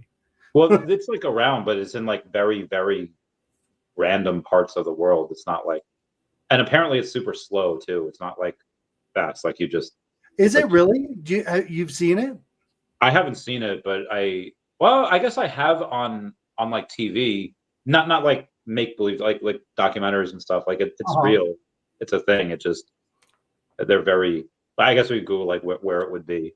Well, the closest thing that we have to quicksand is corn silos. You ever seen those fucking things? Yes. Holy shit, that's a scary fucking story right there. Wait, you have to like hold your breath because it takes like a minute to go down, right? Before you're. Well, if you're in there and you start getting sucked in, you can't move, right? You can't move corn out of the way, and the more you wiggle, the more you go down. I was out on a cabin on the 4th of July, maybe like 5 years ago, and they had this lake. We were exploring the land in Ohio, and I had another family with me, and they had this lake called Dead Man's Pond or whatever. It was a pond. Oh, God. And I'm like, wonder why it's called Dead Man's Pond. So I take a couple young kids with me, and I start walking around the perimeter of the pond, and all of a sudden I start sinking. And I'm like, I'm sinking, like sinking. I'm like, all of a sudden I'm to like my groin sinking. Wait, where are the kids? And they're next to me. I'm like, get back. And I'm like, it's quicksand. And I'm like, and then I started leveling myself out, like trying not to get completely submerged in. And I was wearing flip-flops. It took my flip-flops. I was able to get my legs out. And then I stuck my arm all the way down, like shoulder deep like this, to grab the flip-flop. And I pull it out, and it was somebody else's flip-flop. Oh, hell no. Yeah. What are the odds of that, Phil? What are the odds? And then I was covered in leeches. And afterwards, I was covered in baby leeches. And fuck! Did you look look down? I'm like, did you look down that movie? Like, leeches! I'm like, they're eating me! Oh my God! What was that movie? Was just laughing at what was the movie where he pulled his underwear open and looked, and he fainted? What was that? Stand by Me? That was, wasn't that Stand By Me? Was it Stand By Me? Yeah, that was. Yeah. Jesus. Dude, I survived though. I would not be okay. I would need a beer after that. I would need back. Now I know why it's called Dead Man's Pond, by the way. Has anybody ever had a near-death experience? Where I almost died? Yeah. Like, I fell through a fish tank when I was a kid. How do you fall through a fish tank? I was young, and there was a fish tank outside, tipped upside down, empty, and some kids. I was like 5 years old or something. Some kids like double dared me to jump on it. So I jumped on it like twice or something like that, and then I went to jump off, and when I went to jump off, it fell through, and I landed on the blade like that. There's arteries down there. It almost took my whole leg off. And then it was just shooting out blood everywhere. And I was like, ah. And like, and a painter saved my life. He was painting through a window and he could see me just shooting blood out everywhere, laying on the ground. Of course, all the kids took off. Oh, yeah. And left me to die. And Jesus. I had it was like 5 or 6 years old. I had over 50 stitches in my leg. Dang. So think about how little my leg was. Yeah. You Randy? Twice. A couple times, but one was on I was like 5 years old, and I was choking on a chicken nugget. I just it was like I had to, like my mom was on the phone. I was talking to my mom, and then I suddenly like I couldn't breathe, and I was just screaming. I was like, like Helen Keller when she like has an attack, you know. So my fucking like mom, like she wouldn't get off the phone. So my dad had to like fucking curse at her, run to the neighbor's house, call 911 from the neighbor's house. While I'm like I'm like trying to throw up in the sink. I'm trying to like I'm like hitting everything. I cut my hand from hitting the sink. He's on the phone trying to like, it's like, what the fuck do I do? And it tries like the Heimlich. It's like, not, I'm like elbowing this man as I can't breathe. I'm like, I feel like it would have been better if he would have just knocked me out so that he could just, and he's just like, is I have to try to get it out. So he tries to like get it out, but he pushes it down like further, and then this. I don't remember how long. I guess I could. It was good that I was screaming because I guess I could still get some air, like if you're screaming. Yeah. Ambulance gets here. This cop, like, I don't remember. I felt him like he was like apparently like whacking. It's like my dad said afterwards. He's just like, I thought he was gonna like break your spine because of how hard he was whacking. Wow. I felt it, but I didn't like. I felt like my parents hit me harder than that. Like that's what I felt like. Yeah. I guess when you're like lack of oxygen in the brain. I'm like, I don't remember the ambulance ride. I remember getting to like the hospital. The nurse like has me sit up, and as soon as I sit up, I just throw it up, and I was like, I didn't say that, but I was like, there was so much blood because I was screaming for so long, and it just like destroyed my voice. So, Jeez. so that was pretty scary. And then I got my revenge. I didn't eat chicken nuggets for like years. Yeah. And then like years later, I wound up eating like 70 something chicken nuggets, like in like a chicken nugget eating contest. Like I'm fucking get my groove back. And so I became like chicken nugget champion of the school. But so that was a scary one. Another. I don't know why I can't remember. It would be a big story for me. I can't. Do you want me to go and you can remember? Yeah, you go. Yeah. Okay. Hold on real quick. So Spectrum says when he was a kid, I was in a storm on a boat in Guadalupe. I was on deck and a ball and a wave made me jump in the air and my uncle grabbed me by the leg before I was overboard and lost at sea. Oh. That's crazy. Yeah, you'd have been Uncle gone. had those dad instincts, bro. That's Dude. reflexes. Wild. Let's see. I was like probably 5 or 6, I'd say, and I was with my parents. We had went to the carnival at where I was in California, and went to the carnival. And then it started raining, and then we were traveling back, and I was exhausted. So obviously no seatbelts or anything. It's a station wagon, and I was in the back seat, and I decided to go to sleep. So I lay down flat on the seat, right, sleeping, and it's rainy and everything. And all of a sudden I hear a whoosh, and I remember like hearing it, and I'm like, oh, we just ran over a tin can, right? We ran over a pop can or something. That's went through my thought. So I went right back to sleep. Fucking jaws of life, prying the door open, a sequoia tree, or an oak, like a huge tree, fell on top of the car. And my mom was driving, and she saw this guy going like this, right in the middle of the road as it's stormy. And she said if she would have stopped when she was, the guy was going like this, the tree would have been on my parents. But instead, she kept going, like, I don't know why, because she's my mom. And she kept going. So it landed right where I was sleeping. But because I was sleeping, I didn't die.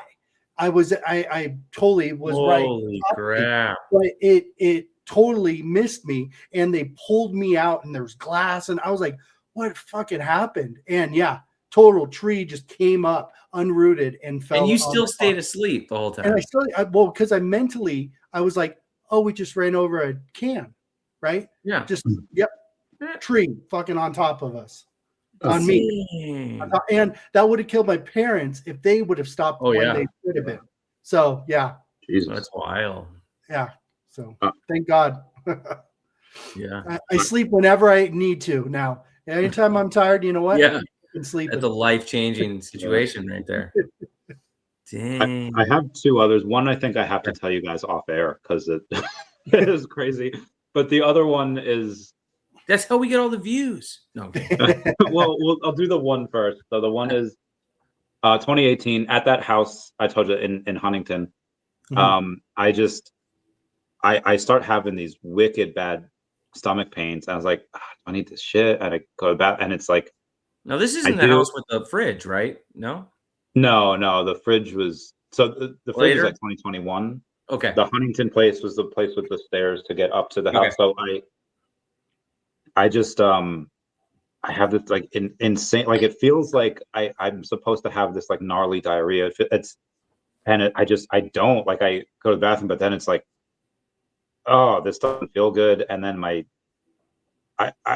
it was unbearable. I thought originally that it was like, okay, I drank eggs before. I finally got salmonella. I Googled salmonella and it's like, you have stomach pains. And I was like, okay, maybe, but these were very, very bad. And I was like, cramping? maybe I'm just being a bitch. So I try to tough it out. And then I'm like, I remember just being like, I'm gonna do I wanted to cut myself so that the pain from my stomach would not like. So I called 911. I was like, this is like the worst thing ever.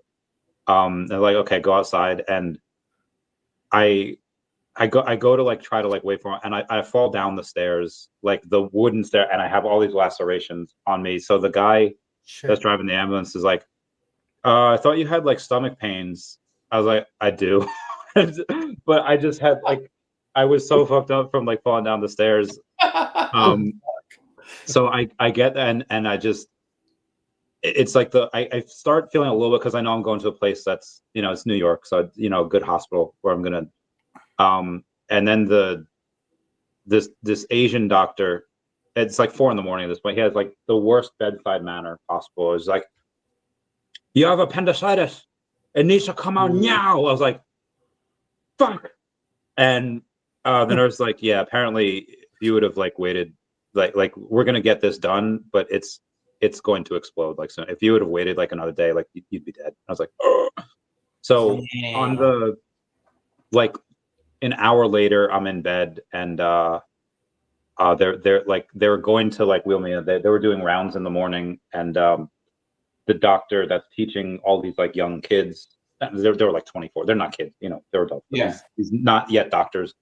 They're like, and here you feel like an inflamed appendix, and it hurt when he pushed on it, and he had all 18 of them push on it, and I was like, this is the worst thing ever, motherfucker.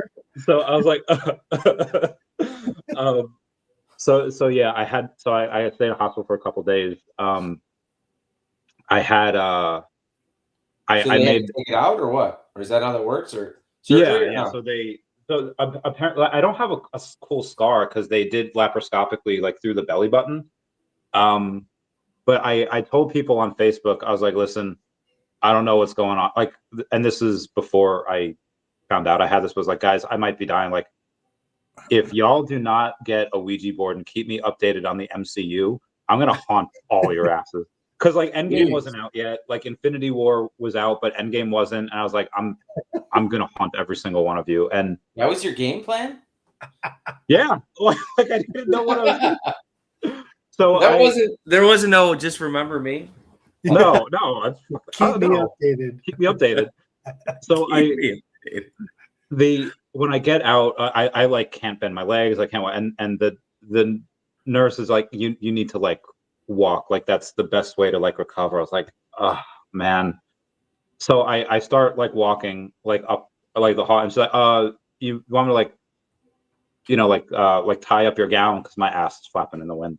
And I was like, no, like my ass is as good as it's ever gonna get. You're just and then, yeah. And I'm pretty sure I was on like because like they were videotaping me and my booty and like in all its glory. So I don't know where those videos are.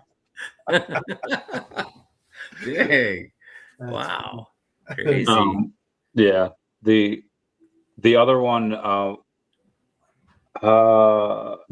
have to say it off camera. It's okay. Gotta be. Oh yeah, it's gotta be off air. Okay. But that was those were the near death ones that I had. Jeez. Awesome. Yeah. Well, you guys want to call it? You guys good? You want to keep going? What do you want to do? I got nothing to do. So hour and 49 what minutes. else? What have we not talked about? I mean, I can go first. I just don't know how long you got, Randy. Yeah. Oh, I'm good. I'm chill. I did all my meetings before. I streamed at 5 to like 5:30 or to 6:30 because I wanted to make room for this. And then I had a meeting at 6 that I forgot to do. So I had to log off 6:30. Oh God, I gotta go, guys. And then they were cool.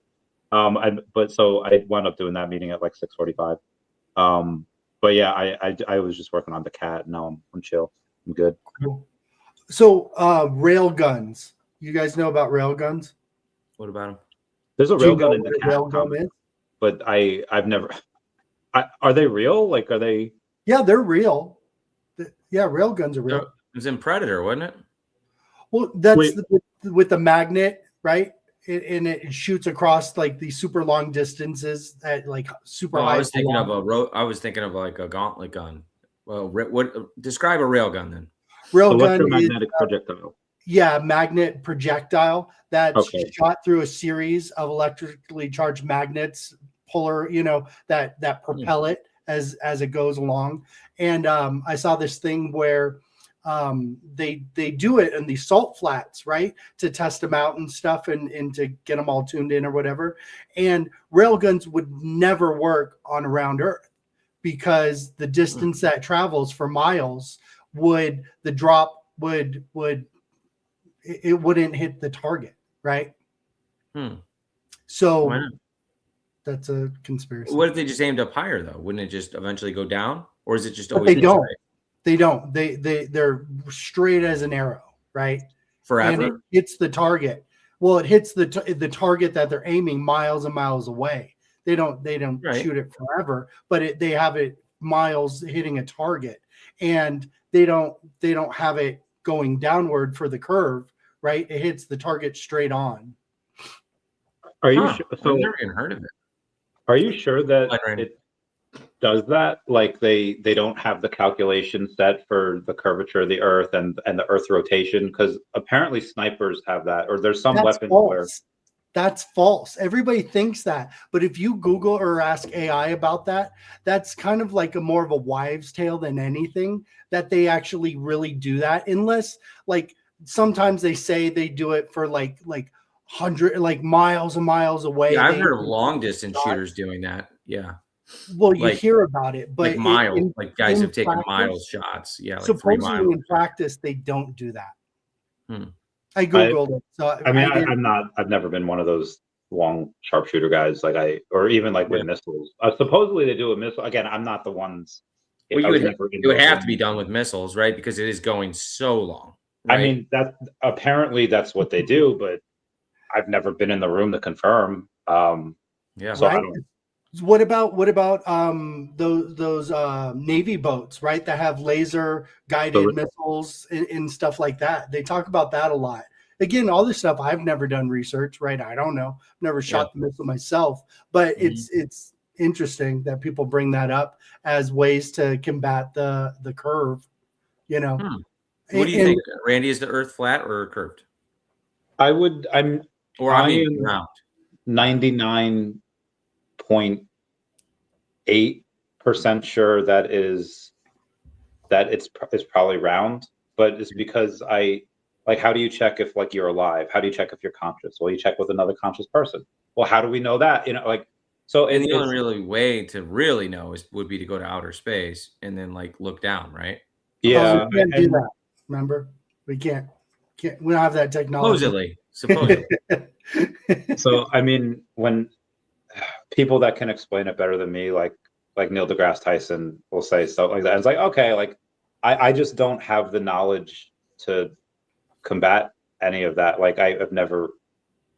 I take everything as hey, this is what this smart person says from this college, and I'll be like, okay, that's probably right. Could I redo these experiments and calculations like a satellite or whatever? Right. If I really wanted to, I guess it cost a blue buddy fortune to try to read it. Again, that's if we can even get stuff. So a lot of this talk really comes from the NASA stuff. That's obviously faked in a lot of photos. But also it comes from the super secrecy in Antarctica. I think between those two things, I think probably has really flushed out the whole flat Earth thing to a lot of people, because they're like, well, what's the secrecy? Why can't we do this? Why why are you faking all the photos in NASA and videos? Like they just released that one from Pluto recently. You see it on X. It's the greatest picture I've ever seen of a planet, right? It's so in detail, but yet my security cameras at my condo association cannot pick up a license plate. Like, you know what I mean? Like, but you gave me a photo from Pluto all the way back to the Earth. What? Right. And you sent it like 20 years ago? Well, okay. And nobody questions that, right? We could prove this so easily if we'd send one of those cameras up above, and it was 24 hours, and it was just watching the fucking Earth go around, and it zoomed in where the fucking, you know, your house was kind of tilted at a 30-degree angle, right? Because you're on the downward angle of the ball, right? I mean, I think the Earth really is round. But I just think that NASA was created to basically just declassify or to classify everything. And then they run everything into black projects. And then they give us a couple photos every once in a while of stuff they're doing, supposedly. Right. But it's really just a funnel for dark money so they could buy their Epstein Islands and their underground tunnel systems and their underneath cities. And, you know, they got to have a Bentley underground. So that costs money. And that's just my opinion. I think it's actually round, like my hat. So when you lie about history so much, right? Like you were saying, Bill. Yeah. You got to question. You know, there's so many lies that I question everything just in case. I don't believe crap unless I've experienced it or went through it or whatever, and I don't do research. So it's not like I'm doing experiments, you know, but I leave the door open, right? Because I don't say I'm 100% flat earth because I don't know shit. But what I do know is a lot of stuff doesn't add up, right? And there's more questions than answers. I don't trust a lot of books that were put out because anybody could write those books. Those books were funded by big companies and big families and bloodlines and all of that, right? So when there's so much deception in the world, you know, I kind of trust my eyes. And that's where the flat earth is more plausible to me than other people, I think, because other people are comfortable just blindly believing, and that's fine too. I never get in arguments because I don't know, and I don't care enough. I just find it interesting to talk to people about it, right? And see their point of views. Yeah. It's hard because the government just lies so much about everything. Yeah. And it's like, but even if they only lie, let's say about like 15% of things and 85% would say is true, like that's still a lot of things that they're lying about, and you don't know what's what. And it's like, you know, so yeah, like the Epstein files, it's like, what are these people really doing? Like, what are they really like? If this is the stuff that they're finally allowing to come out, kind of, you know, there's FBI involved, that Elon Musk's been calling for it. I mean, he wanted to go in and talk about like Fort Knox, and then suddenly he never mentioned it again. Right. You know, why not? And it's like, you know, gold probably. Well, did you hear that they were sending gold back from, I think, the Vatican or something, because there was gold missing. I guarantee you that, you know, and I guarantee you that's why they didn't want to say anything, because, man, could you imagine the economy plunge when everybody finds out that we don't have as much gold as we say we do? Holy crap. That'd be crazy. Can you bring up 7's October comment? They said, why do they need to lie? Yeah. Yeah, I feel like there's probably people in the, I know there's people in government that are genuinely good people. And they probably can only get so far. And then there's, let's say you're a Democrat in like 2016, 2018, you know, like whatever. Let's say 2016. You genuinely believe, let's say you're a good person, you genuinely believe that Republicans are just, maybe not like all trashy, but like their policies are dangerous. And you think that Trump is dangerous, and you have to make sure that he cannot win 2020. And you're someone that's a decent person, and it's like, okay, you know, close your eyes. 2020, let's say Trump gets reelected, and now he knows he doesn't need to get reelected. Have the House, have the Senate. He can do, like, now he has to worry about getting reelected in 2018, but in 2020, after he wins, he doesn't. Right. You're gonna have, and you put all the propaganda that you could have, like, he's fascist, Nazi, blah blah blah blah blah, like all stuff that I don't believe is true, but like all the rhetoric around him. And it's like we have an idea of how we can make Biden win in 2020, and it's not going to be legal. We can't tell them about it. It's got to be stuff that we do, like in the southern border states. We have to let a bunch of these immigrants in to all of these places, and we have to give them a bunch of government funds, and we will deal with the fallout of that in the future. But there's a very real chance that if Trump becomes president in 2020, Civil War, World War III, you could literally be talking about the end of the world here. And I think it's worth it to spend $500 billion to get a bunch of these illegal immigrants in. And this sounds like a very plausible idea for Democrats that genuinely think that probably aren't even like at that level of the super secret stuff. This is just stuff that they want to do. So right. I feel like those conversations were probably had because clearly, like, that's what they did. Yeah. Even if it wasn't as noble, most likely it would have been like, hey, let's do this so we can stay in power and keep sucking off the teat of the American taxpayer forever. I'm framing it like they're all fairly decent people. That's one thing that they'll obviously always lie about, intentions. But then if you have aliens, like,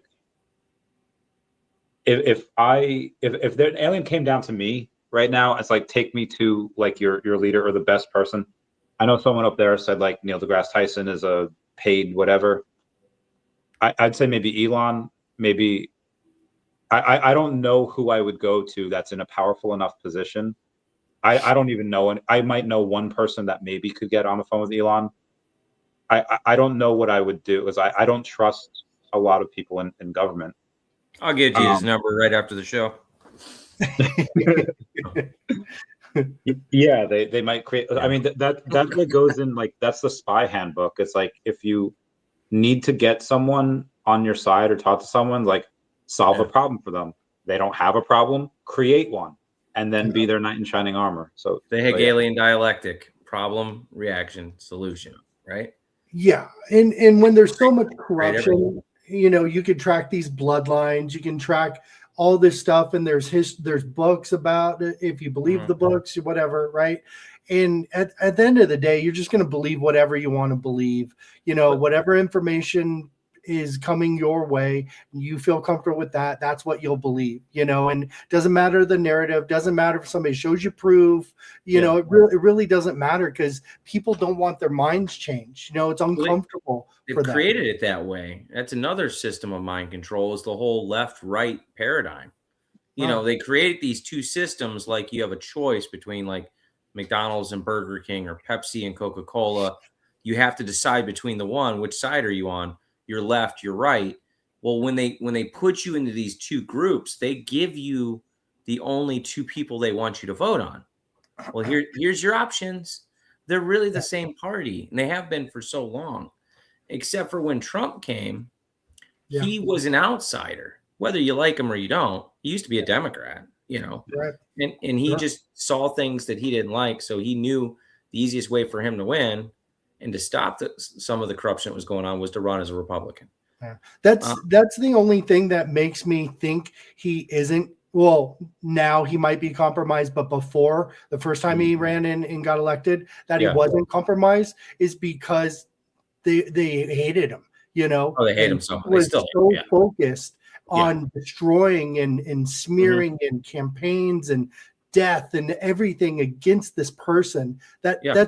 That's my information that I need to know, that he's probably doing something all of this place doesn't want to happen. Right. Well, so I had a friend too that he was like, really, he was so brainwashed with the whole Christianity thing. Not that Christians are brainwashed. I'm just saying, just from a standpoint of, these are your choices: abortion or non-abortion, right? You have to be on one side or the other. Well, I brought up to him. I go, dude, if RFK was to run for president, I'm telling you right now, I'd vote for him because I absolutely love what he's doing. He's taking all the chemicals out of the food and water. Yeah. He's making the frogs not gay anymore. He made the number of jabs go from like bringing organics back into the food. He's destroying the jab, right? They turned the food pyramid upside down, which it needed to be, right? Yeah. He lessened the vaccines, the even normal schedule, down to almost 11 shots, which it was at like 150 or something like that. It was that high? Yes. Oh my God. When you count the individual shots. Yeah, that's cocktails mixed together. Mixed together. Yes. Gotcha. Anyways, I said, but he's a Democrat. He goes, I would never vote for a Democrat. I'm like, he's doing all these things and you're telling me you would never vote for him? Look how many kids he's saving. He goes, no, dude, I can never vote for anybody for abortion. I go, he could be in office the entire time and never pass anything about abortion. That's just his personal stance. Who cares? But they've created this division, right? That people they have to be left or they have to be right. Well, sorry, I don't fit in between your lines. I'm going to think freely for myself, and I'll decide whether I like someone or not. I don't care what side he's on, and I'm not going to hell because of who I picked. Yeah, right. That's your personal beliefs and your moral, compass.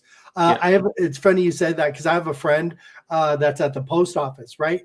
And Trump was trying to beat Biden and or whatever. I forget what it was. And then Biden fell out and he's like, you should really listen to this RFK guy. I think you'd really like him. He's got some different views, right? And that's why he was a Democrat. So I was like, yeah, whatever. I'm like, I don't even want to be involved anymore, but he's telling me about this. And then I heard rumors about him switching. And I said, hey, and I told him, I said, hey, if he ever switched over to the Trump side, would you still support him? Oh, he would never do that. Blah, blah, blah, blah, blah. And then he fucking did it the next week or 2 weeks later. Yeah. And I went up to him, I was like, so what do you think about your boy? He's all, I don't know what's going on, and now fucking hates the guy. And I was like, nothing changed about that dude. Nothing. He hates him because he's told to hate him.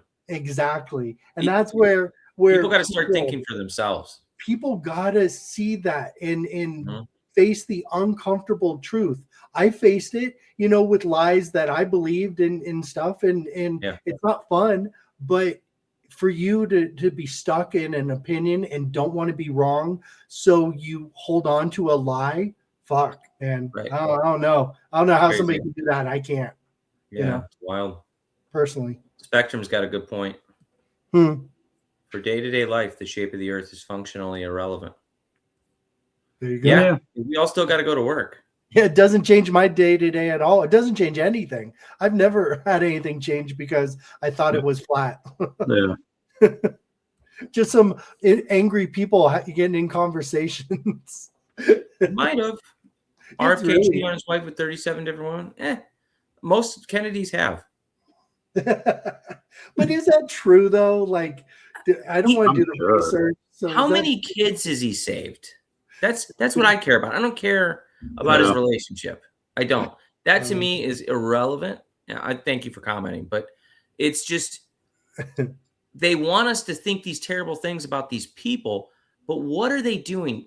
Judge a man by his actions, right?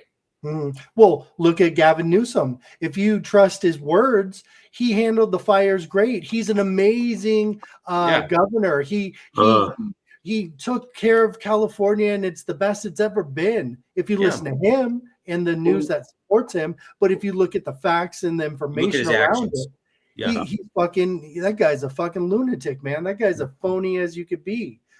But if you're only listening to that side and that storyline, I understand how you feel about that. I understand why you would think that way. And I don't judge upon that. I don't judge people anymore at all, barely, because I get it why they feel different opinions than what I feel. Yeah. Right? Yep. It's fine. It's not going to change my day. So, Nizza doesn't like Elon. I'm very suspicious of Elon. I will say that because of Neuralink. Well, Possibly. and the same guy wants to put computer chips in everyone's brain that is putting satellites around the planet and creating a grid and beaming down the internet. That's scary. Nizza, right? When you think about that. Do you think he's the Antichrist, Nizza? Because there's some thoughts of Trump possibly being the Antichrist or Elon. It's coming. And if you believe in that kind of stuff, that could be a story too. Well, it is a story, but it's whether it's true or not. Well, I mean, an interpretation. A lot of people say like that's just something contrived by the Vatican to believe this whole thing of the end times. When you read the Book of Revelation, most of that stuff already happened. Yeah. Oh, that's another theory. What is it? The theory that Jesus Christ has already come back and left again, and we're in the aftermath of that. The 1,000-year reign or something like that. Yeah. I forget what it's called. I think something like that. But that we already did that. Like Jesus Christ already came back and brought people and then left. So what do you think, Randy? Do you think Jesus came back? According to Polymarket, on what will happen before GTA 6, there's a 48% chance that Jesus Christ returns, and it's got $8.9 million in volume. That is crazy. So sounds like a place you want to put your money. I mean, that's a lot of money to put up. That's good odds too. Yeah, so it's essentially a coin flip on whether Jesus Christ returns. So if you want to make 50% on your money, or I guess double your money, and you're sure that Jesus Christ won't return before what's supposedly November of this year, they could delay it again for another year. But did you hear an atheist? Did you hear their studio caught on fire? Did you hear that? Oh God, did they? No, oh no! Don't tell me that. Randy just invested. No. Dude, my kid told me about it a couple days ago. He goes, there was a weird explosion in the studio. I'm like, what? Yeah, look it up. It's really something. I don't know. I'm just saying. I heard a bunch of reports on it. I don't know. There was an explosion at Rockstar's North Edinburgh headquarters on January 19th. Forcing emergency services to respond to Barclay House. No injuries were reported. The studio remains operational, but who's trying to? Oh my God! Well, look, remember when all those food fucking facilities started going up? Yeah, seriously? That was wild. I thought that was going to come down to something real, but I mean, apparently we're able to just 3D print food and not tell people now. Well, Bill Gates was buying up all these farms, and at the same time, these other food places were getting caught on fire, and that. He's the number one guy in the Epstein file dump too. That's so weird. Yeah, he tried to get Epstein to give him like antibiotics to give his wife like secretly STD clearing meds. Yeah, because he gave his wife an STD. Yeah, Russian hookers will do that every time, man. I tell you. So that's in the news. Why isn't that all over TV right now? Oh, because that's strange, right? Media's bought. Yeah. I mean, it's like because he pushes, vaccines. He pushes the stuff that media likes, and they want to have him at. It's weird because he owns them all by advertising the vaccines on their shows, guaranteed. Yeah. Right? And he'll show up in his pink sweater. I mean, if you play the media's game, or I guess if you own the media. You can be one of the dreaded 1%, and then they won't come after you like they go after Elon. Though I know. Yeah. So one of the yeah. So sorry to interrupt, but they did go after Bill. If you remember back in the day, they broke up his monopoly. Well, they tried. They did. They broke up Microsoft, right, into factions. No, well, they tried, but because he was propping up. The competition at the time was it Apple or was it whatever that they did, like instead of having I think it was Apple. He's like, hey, we're propping up our competition. This is clearly not a monopoly. He invested like I think 10%. I forget what it was, but that's what they did to and they basically the government just like dropped the lawsuit. Like he spent like $100 million. Right, but they went after him, right? They did, yeah. They didn't just not, say, "Oh, he's got to pass." So there's a conspiracy that, like Elon, they went after, right? Huge business afterwards. Microsoft, they went after him. Huge business afterward, and Ripple went after. We'll see. We'll see. We'll see. Bill owns a lot of XRP, right, Bill? Nope, 0. No. Really? You don't know any XRP? He's all no XRP. Nope, no XRP. Why? I'm all in on Cardano. Well, you like Cardano, right? I sold everything and put it in a meme token today. No, I'm kidding. no, I have it spread out. Cardano, Omi, Definity, Bitcoin. I have what else? A couple others maybe, but then I have a lot of NFTs too. I probably have more NFTs than I have crypto, honestly. Yeah, Bill diversifies for sure. Oh yeah, and I have digital land. Oh, or two. Yeah. Hell yeah. Well, so have you been seeing my Infinity Rising streams at all? Is that where you're streaming in Peru? No, I have a whole nother game world metaverse that I've been running around in. Do you stream that? Yeah. Remember I have not seen it. Cornucopias? You remember Cornucopias? That I know of it. Rain talks about all the time. Yeah, I know of it. I just don't have any. So now it's called Infinity Rising, and I'm running around in it. Way better name change. Oh, and okay. There's jetpacks, there's guns, there's racing Did they change pods. the name of the crypto too? It's called Rise. Okay. Which is a cool name, right? Rise. Did they airdrop tokens, or they migrate over, or how did they just? Yeah, they just had everybody migrate. Okay. Still on Cardano, but it's just a new name. Oh, Rise. Interesting. Yeah, so it's tanked just like everything else, though. But I have digital land in that. I think Doctor of Stuff has the nodes for Infinity Rising. He's got a lot of copy, yeah. So does Rain. Yeah, hopefully he switched it over. I'm sure he did. Yeah. But check out the stream sometime because it's fun. It's actually a really good game. Yeah. Oh yeah. Essence. I have a bunch of Essence. Hell yeah. Over 200,000 now. They took more liquidity out of the liquidity pool. Yeah, no, that means nobody's selling basically, right? Or buying. What they I don't know what Earth 2 did with it, but it's $9,000 in Essence and almost $6,000 in Ethereum. So there's not a lot. I mean, you can't. I mean, you still can. Like, you can put in $500, but so the players were the ones that were offering the liquidity. So they were opening up their own pools. But I opened up my liquidity pool at $1 a coin. So it's never going to open. Yeah. At least not anytime soon.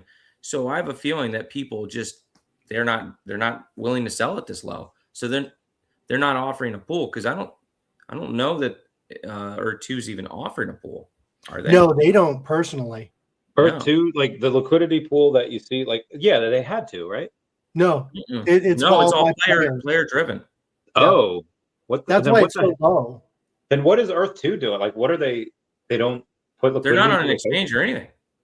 Yeah, I know. It's all on Uniswap, but Earth 2 didn't do any of that. Like, what are they doing?